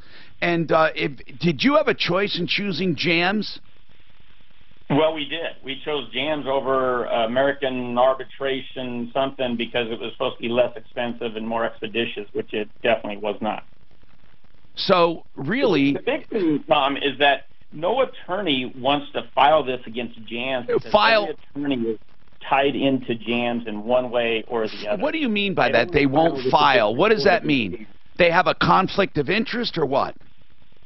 Well, they do, or they have clients that they want to represent in arbitration or mediation at Jams, and they want favorable judgment. Oh, okay. So no lawyer wants to file something in the district court that could be considered adverse by Jams. Right. Because they got to practice in this town, and there's only 2 settlement places in the entire town. Exactly.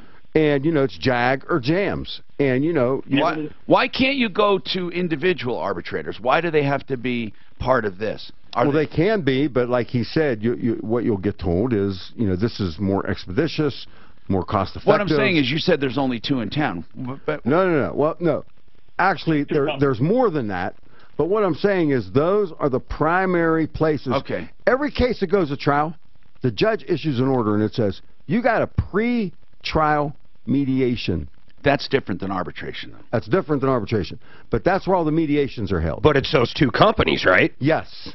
Okay. And typically, if you need, some arbiters... See, what I would do... they come from those 2 places. I would just do this. See, I would sue the guy and make his attorney, this guy, lawyer up, and have his attorney make the objection that it was supposed to be arbitrated. Then you respond by saying you did arbitrate, and the arbitration, they dropped the ball. And use your quotes from that agreement as to why they never, ever did it. I mean, it's a question of fact. You filed this on such and such a date, and it was never responded to. Listen, I'm being silent because I have some additional information that I really don't want to share on the public airways. However, it is not terribly uncommon for a case to be arbitrated, and 6 months later, you don't have an arbitration decision.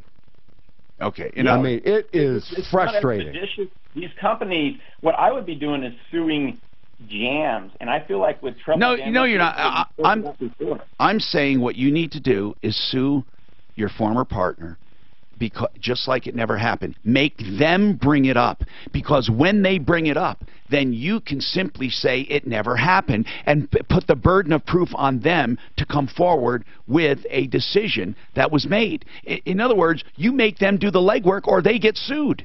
Because a judge is not going to make that ruling without evidence. So I would just sue and make them use it as a defense, saying, "Oh no, Your Honor, we were supposed to go to arbitration," and to which you say we did, and they never ruled. Period. We never ruled. I mean, make them go after. Hold on, make them go after the arbitration company. But Mitch, you're going to be disappointed anyway because you're not going to get $600,000. If they ruled this, it's clear the guy did not understand the case. And when people do not understand the case, you're screwed. And you can't make them. The worst thing in the world is to have a stupid judge. And there are a lot of stupid judges. And I've said this before. The people who win cases are the ones who can teach the judge and instruct the judge. Those are the ones who win because the judge takes that and makes it his own. 303-713-8255. John Fuller, Fuller Law, personal injury attorney, on a referral list at referralist.com. John is a great guy. If you are injured in a car accident and you need a consultation, you can call him. There's never a charge until he takes the case, and when he takes the case, he works on contingency. Personalinjuryco.com. John Fuller. I've known him for years, and he has plenty of experience and satisfied customers, including Mark and Suzanne themselves. 303-597-4500. 597-4500. Personalinjuryco.com. Yes. Big consumer news out, too. What?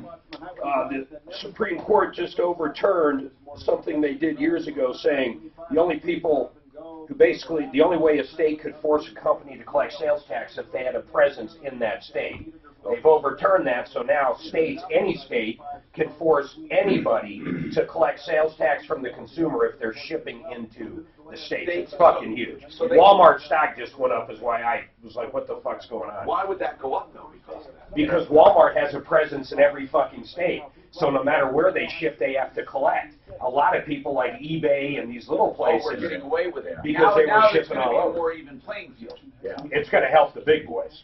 It's going to kill with the big boys. I figured it was going to happen anyway. They're not going to. That was a big hole in texting. They It never was. But you know what? But you're burdening. I mean, how's a little guy supposed to know what Washington state taxes are, and Oregon, and Alabama, and Mississippi? There's on our new app, though, I don't even like talking about that on this, but we have a new product coming out, and I have to deal with the company.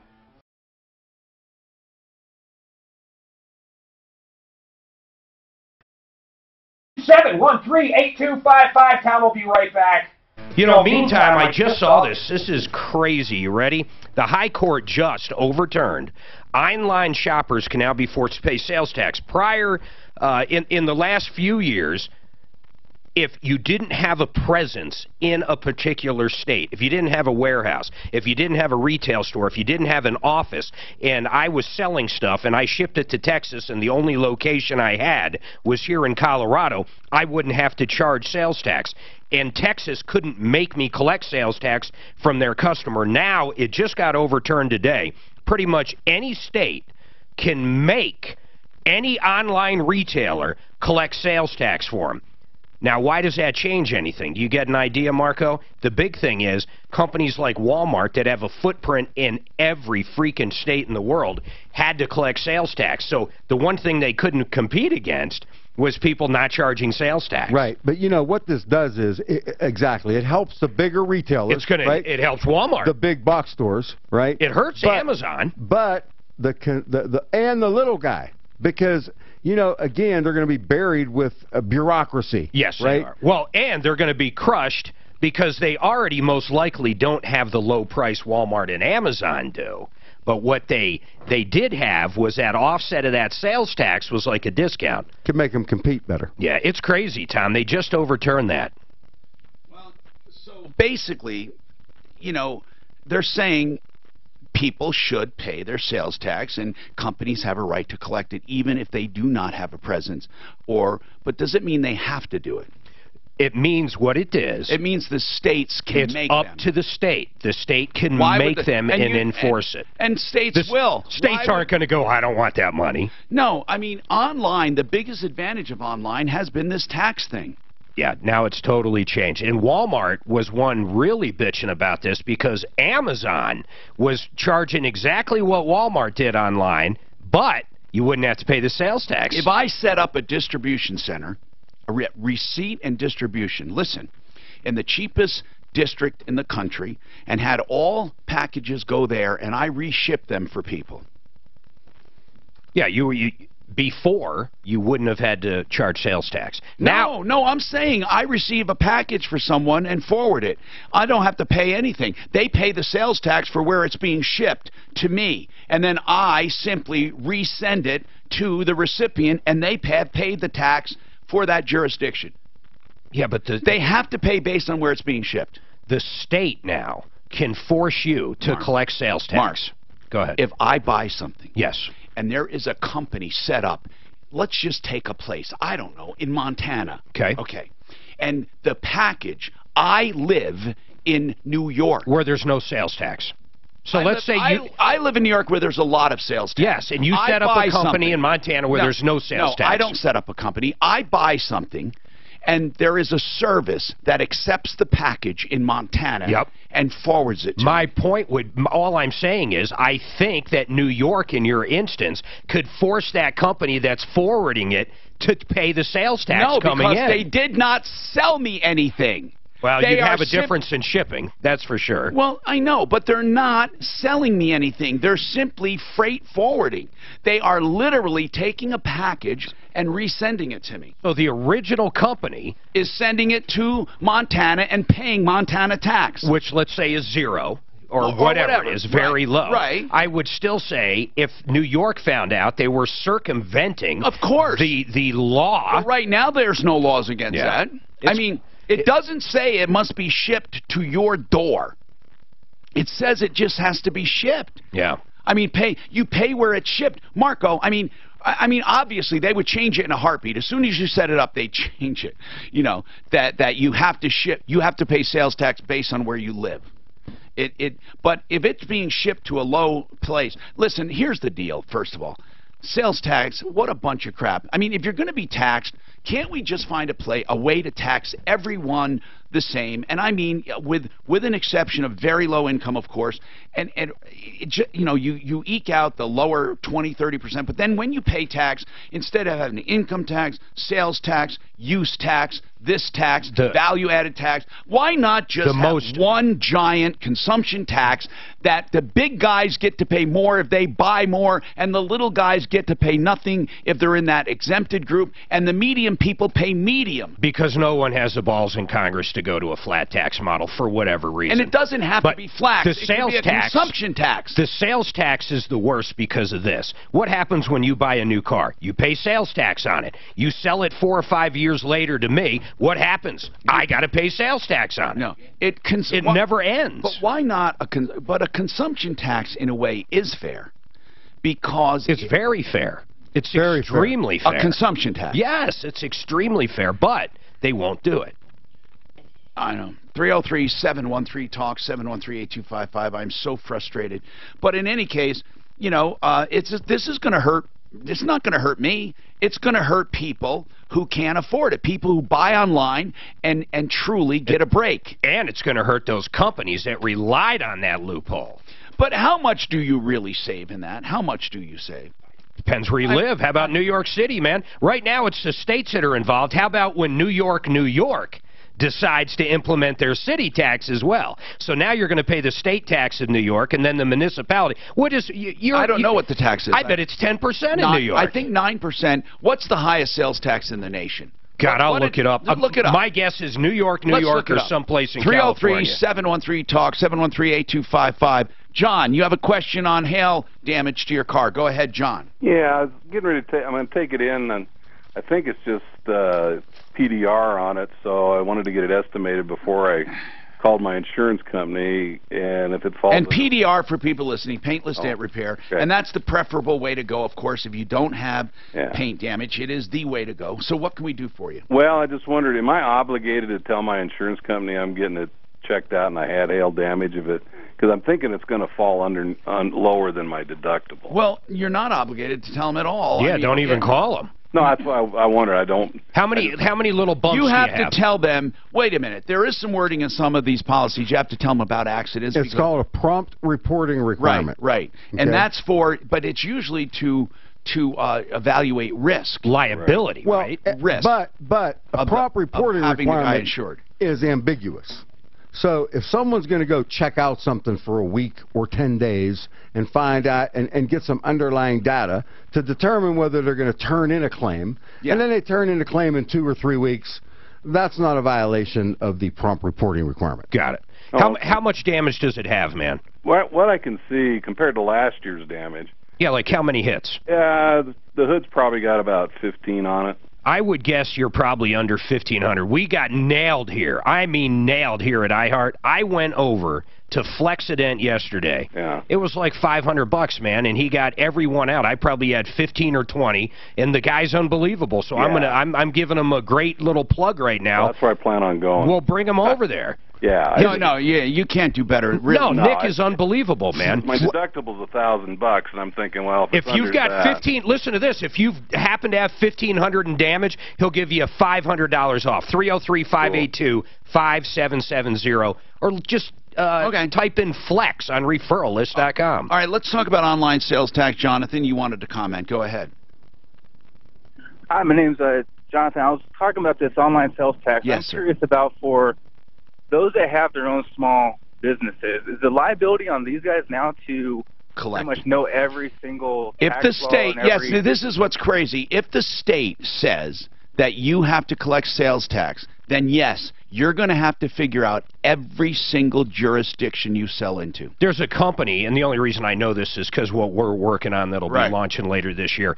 It's an API that'll go right into our app, and it will pull everything down to the municipality, and you pay them a fee to do it. So that problem has been data solved. is for sale, so you don't have to do it yourself. Data is always for sale. But here's what they risk. Imagine this. Imagine if you're shipping into Arkansas for 10 years, man, and all of a sudden they figure out what you've been doing, and they dig into your books. Man, you could be writing a big, big check. Hey, Jonathan, do you have a business?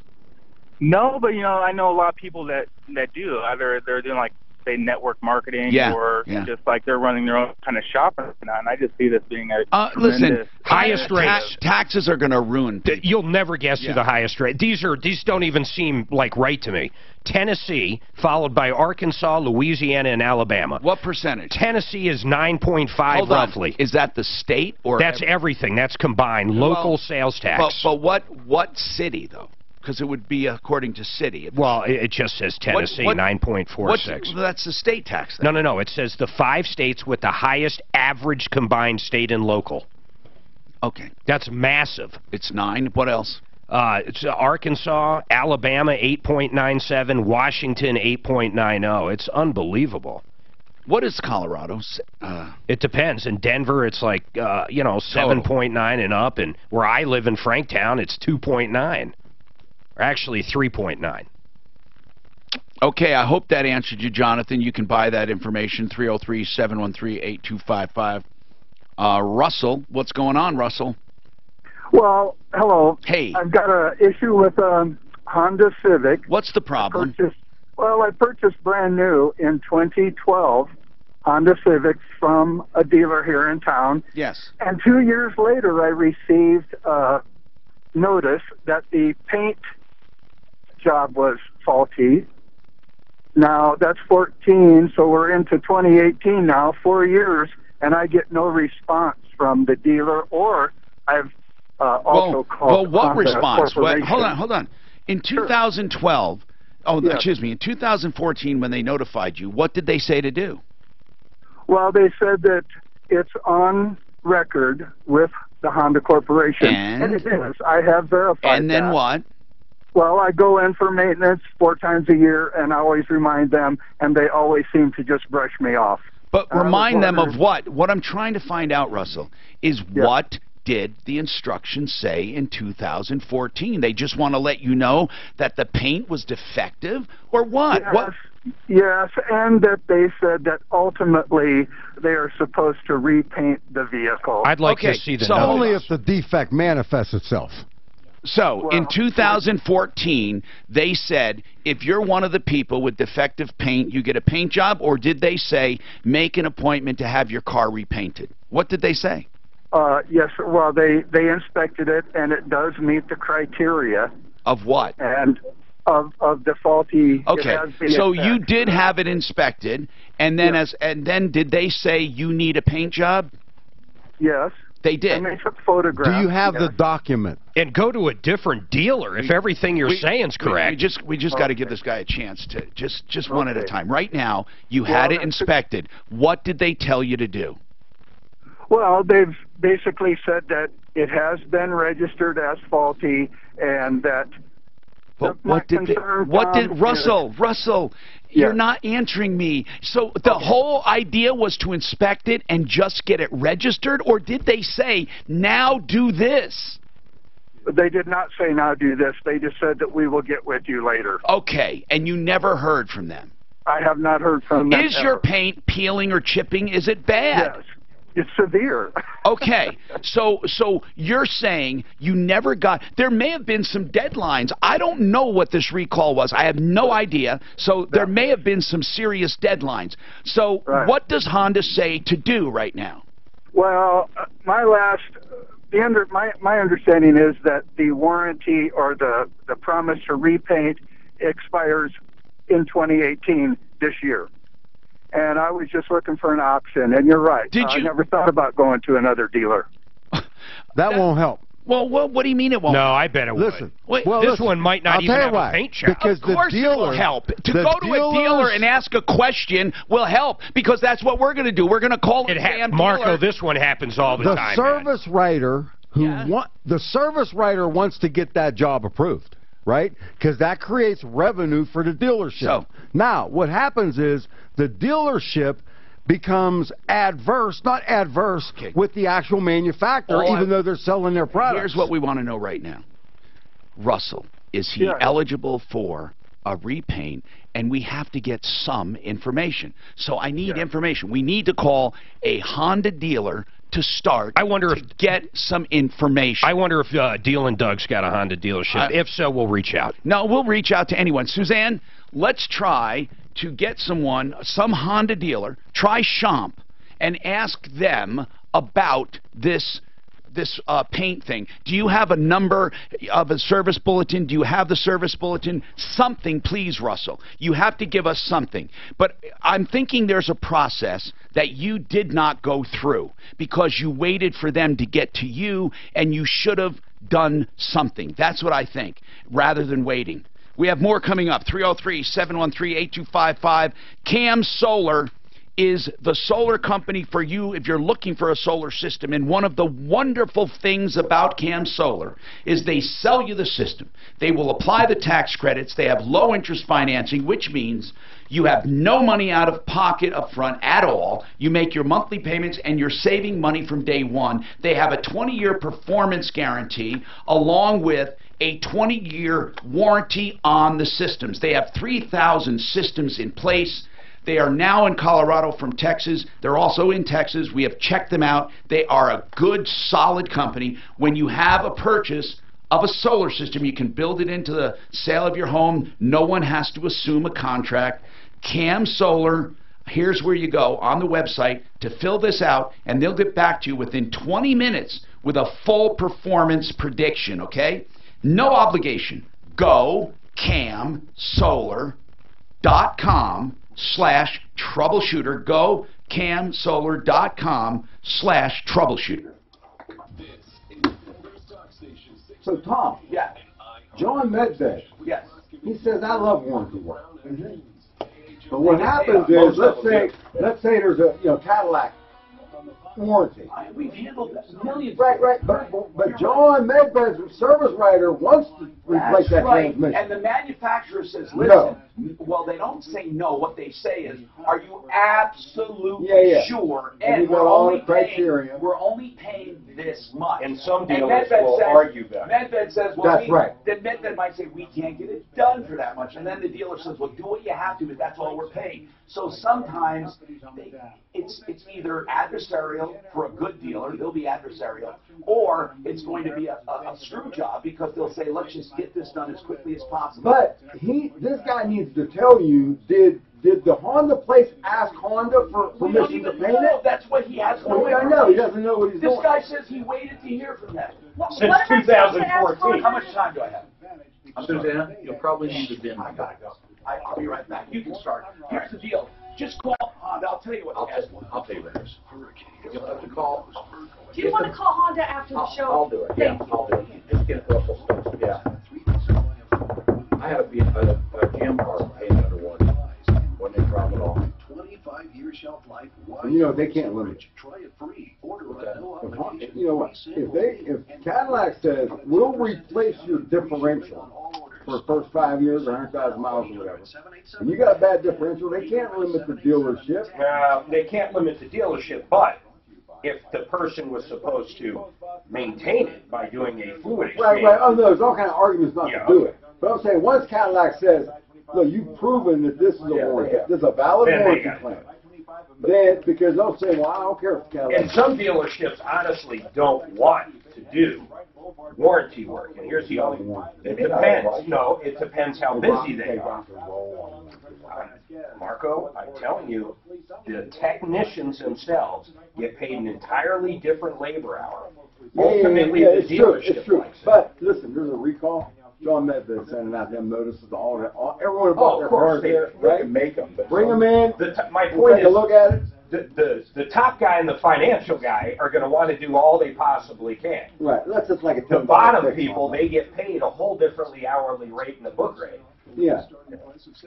Which So yeah. You know what? No, it's probably capped the hourly rate from between Cadillac and a dealership service department.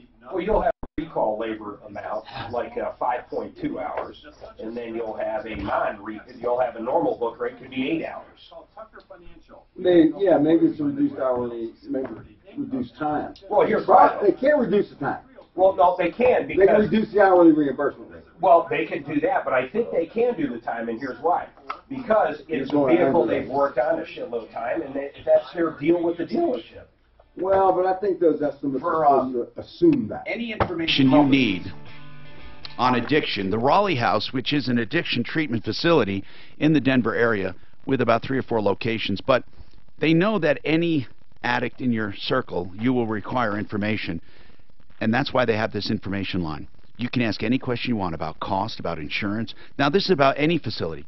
They'll answer about all kinds of different modalities and treatments and what works, what doesn't, what's the rate for coming back. And okay, so if you have a question like, what do I look for, and how do I know if an addiction's getting worse, or how do I help an addict, what do I say to them? Any question, it's confidential, it's free of charge. 720-893-5559. 720-893-5559. Listen, on this paint warranty, we lack a bunch of information. So we're going to just have to research it because, 1, was there a time limit? 2, were you responsible to do something? Or 3, should they have done it? You say it's recorded. Recorded just means that you reported and recorded. It doesn't mean that something was done.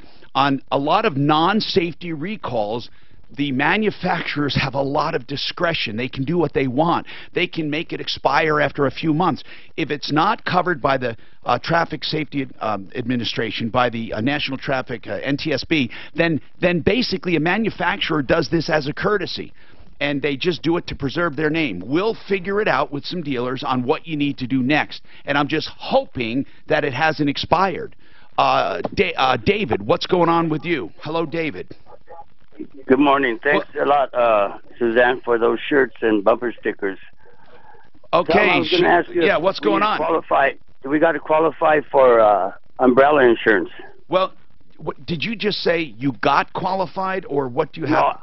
No, do we have anyone to can qualify? buy. Anybody can go to purchase umbrella. Sometimes you'll get it, sometimes you won't. Here are some of the things umbrella policies want. They want a certain amount of coverage underneath. So in other words, they won't take you under an umbrella if you have minimum coverage on your car.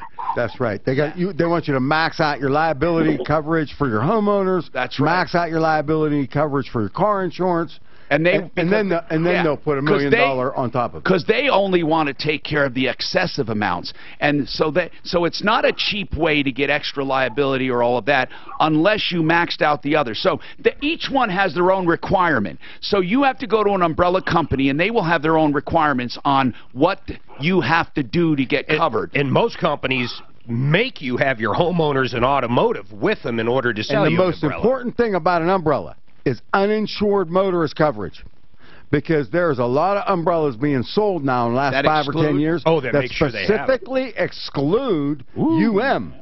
So you want that umbrella to cover all the different areas. It's supposed to cover your home and your car, but as Marco said, you want in the car nothing to be excluded. So that's really what it is, David. And really, a good agent a good broker is who can answer it. So I would go to Compass Insurance Group and have them take a look at your whole package. And they're generally cheap. Now, I happen to have an independent company. They're not expensive. I happen to have an independent company doing an umbrella, but many times umbrellas will require that you have a whole package with them. Brian, what's going on with you, Brian? Hey, Tom. Hey, what's happening? I was involved in a fender bender incident at a car wash at Breeze Through Car Wash in Greeley. There was 4 calls involved. I was the second one. One of those ones that pull you through automatically. So it was clearly their fault, right? Yes. Okay, so what's your question about it? Clearly whose fault? You mean the car wash? The car wash's fault. Yeah, and what are my rights to getting the vehicle fixed? Well, I got 3 estimates. Well, man, they have to fix it if they did the damage. Are they balking at that? Yeah, they're wanting me to go to the place that they select and not the place I choose. Okay. Now, technically, they only have to pay for the damage. Now, that's why they want you to go to their place, because they're thinking, you know what, we know our guy won't overcharge us. But they can also be thinking, we can get it done on the cheap. So what you have to just figure out, there's nothing wrong with going to their place if you can verify that the method of repair and it's going to meet your standard. If he's got 3 estimates and they're reasonable, I'd just go after him for that dollar amount. Now, he doesn't have to use those people. He doesn't even have to get the car fixed. Brian, what year car is this? It's an 03 Pontiac Grand Am GT. How many miles on it? It's got 140. Are you going to get the car fixed? Yeah, I'd love to. I love this car. I've got a lot of money into it. If you throw out the high and the low estimate, what's the middle one? About 16. 1,600? Yep. What's the car worth? Oh, probably right around 4. Okay. Just take them to small claims court if they don't want to pay. That's what I would do. I would just ask for the money. Okay. But I think what is the low price? You said the middle 16. What's the low price? 900. Okay. Wow. So that's weird. And what's the high? A little over 2. All right. So what are they saying? Like the place they want to send it to, is it a good place? They were real disrespectful to my wife when she went in to get an estimate. Is it in 3 different trips there to get an estimate? Is it in Denver? How much was their estimate? Is it in Denver? It was $900. It was in Greeley. Greeley. So here's the deal. You got to figure out what you want to do. You can go to small claims court. I think you're going to win for a reasonable amount, and you have 3 estimates. And if you want, you can go to that place. If you think they're going to do a good job, go talk to them, or get references. You don't have to do anything. You don't even have to get the car fixed if you want to keep the money. So, yeah, I like to get the car fixed, but I like to get it done by the company that was like right around 1,600. If you take them to court, I'll tell you this, go out and go down to Cherry Creek, go to the most expensive ones around and get 3 estimates and show up with those. Yeah, you don't have to. Listen, leave it up to the opposition or the judge to try to chip away the price. But you really do need to ask for a certain amount that you know will cover it. But again, don't automatically assume that a preferred shop's going to be a bad one. Sometimes they do such volume, they may just get a good price. Just do that to avoid hassle. I'm not saying you should go to them, but at least consider them, because it could be that all they want to do is control it and not overpay. Now, your concern is not what the car wash is going to pay. Your concern is what will that preferred shop actually do? What is their actual method? And if these guys are not forthcoming with advice or they're disrespectful, screw them. Yeah, he already doesn't like them. Yeah, just screw them. Gave his wife the business. Rod says he discovered a fraud with a retirement deal. Is this real fraud? What's going on, Rod? Well, Tom, thanks for taking the call. Yes, sir. Hey, in December of 2017, I met with Aaron Hutch, who's a salesman for Farmer and Betts. They set up retirement accounts for What's the name of the company? Farmer and Betts. And Betts, B-I-T-S? B-E-T-T-S. Okay, Betts, Farmer and Betts. Okay, so what's going on? What's the problem? So I met with Aaron in December of 2017. You know, we're going to sit down and put together a plan. But what is the actual problem? I understand the process, but what's the problem? Yeah, I wrote him a check, Tom, for $1,340 in February. Of February of 18? of 18. Okay, and what happened? Cleared my bank in March of 2018. Uh-huh. And then the owner over there just fired me. What's the check for? That's for their services. Like what? That's to file a statement with or file a return with the IRS. What kind of return? Well, when these individuals, these so-called professionals, prepare these documents, they also do a filing with the IRS. Well, it depends on what. Did they open a qualified plan for you? Yes, that's what they're getting paid to do. Okay, and one qualified plan or two or what? One. And what is it? A 401k? What is it? Or a defined benefit plan? What is it? A defined benefits plan. Okay, well that's about right for fees. So yeah, that's about right. What do you mean they fired you? Well, we never had a meeting after December. Yeah, but why? So was he mad at you? I guess so. I had a conversation with Miley, and he said, "You've just wasted 6 minutes of my life talking to you." Okay, he sounds. You know what? He sounds like a jerk, Rod. So my question is, where's the fraud? Hold on a second. In fact, let me come back to you. I need to know where the fraud is. If you have a qualified plan, it's set up, the first form was filed, you can still fund it, you can move it. I need to know where the fraud is. We need to get to that. Frank Duran, the real estate man, will always treat you with respect. We never get complaints like this about Frank Duran. Why? Because he's a great guy. Now, Frank, he's buying out a whole theater for his customers and his associates and his colleagues just to say thank you. He bought out a whole theater to watch, Jurassic World. He's such a great guy. He does things like that. He never holds you to a long-term contract, whether you're buying or selling. He knows that he has to earn your business every single day. Frank Duran, therealestateman.com, 303-920-1622. You will never find better. Frank Duran, therealestateman.com. This report is brought to you by There's quite a few slow spots in the highway drive, of course, downtown. You know, northbound I-25, starting at Broadway, doesn't work. Also watch out for some. I think he's just this. Yeah. But you know what? That guy sounds like. He 1350. sounds like an 1350 ain't arrogant. still with money either. But he sounds like an arrogant prick if he said you wasted 6 minutes. But I know people like that. There are people like that. Oh, yeah. Shit, Well, when you're dealing with somebody's they're money, condescending. you shouldn't say that when you're dealing with somebody's money. I mean, do you have qualified plans? I have a 401k at my. Yeah. I have 3 qualified plans. I like them. I don't know the difference. What's that? I don't know the difference. Of the what? I have a 401k and where I work. Yeah. What's the Your difference? company, right? Yeah. Yes. What's Well, 401k is good for, especially for an owner. You try to. Yeah, because I'm a W-2 employee. Yeah, so am I. Yeah, and then then there's a defined benefit plan.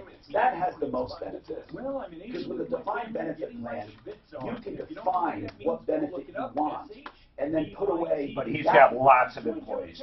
No, yeah, you can't do it with lots of employees. You can, but it'll cost you too much. If you have just a few employees, you can make it so even contributing to their account will still benefit you. The reason you can pack away so much is if you give them high amounts. Hi, Tom Martino here. One Clear Choice Garage Doors. I can recommend highly for any garage door problem. OneClearChoiceDoors.com. You have a problem, call them. It's that simple. OneClearChoiceDoors.com. They'll come out and do free Martino inspections if you ask. They have garage door openers starting at just $333. They also do whole garage doors. If you're moving into a home, it's a great time to have everything looked at, inspected, tightening of the bolts and lubrication. 303-565-6409, OneClearChoiceDoors.com. What is the fraud? Now, okay, Rod, the guy sounds like a real jerk. He took $1,340 to file some filings, and he has, you have a defined benefit plan, which can get complicated. Do you actually have in your possession the organizational documents and the definition, do you have the defined benefit plan in a packet in your hands? No, Tom, I got a certified letter from him last week. What did it say? We're not going to do the filing. Okay. We're not going to do business with you. I understand. And we're not going to return your money. Now, why? Now, that bothers me. Did they actually, but did they write up the plan yet? They're working on a plan. Here's the defuse the legal. I never sat down with these guys. So I've got one employee that's been with me 13 years, Tom. One guy's been with me 12. And one guy's been with me 9 months. Yeah. The guy who's been with me 12 years doesn't get compensation. The guy that's been with me 9 months, the newbie, he does. What do you mean doesn't get compensation? He didn't qualify. Okay. And I said, well, who drafted these parameters? Because I did this to take care of my long-term employees. Okay, so Rod, listen, without getting into the details of the plan, I'm more concerned about this. You said you didn't have a plan, yet you're reading or recalling what? What is this, out of the sky or what?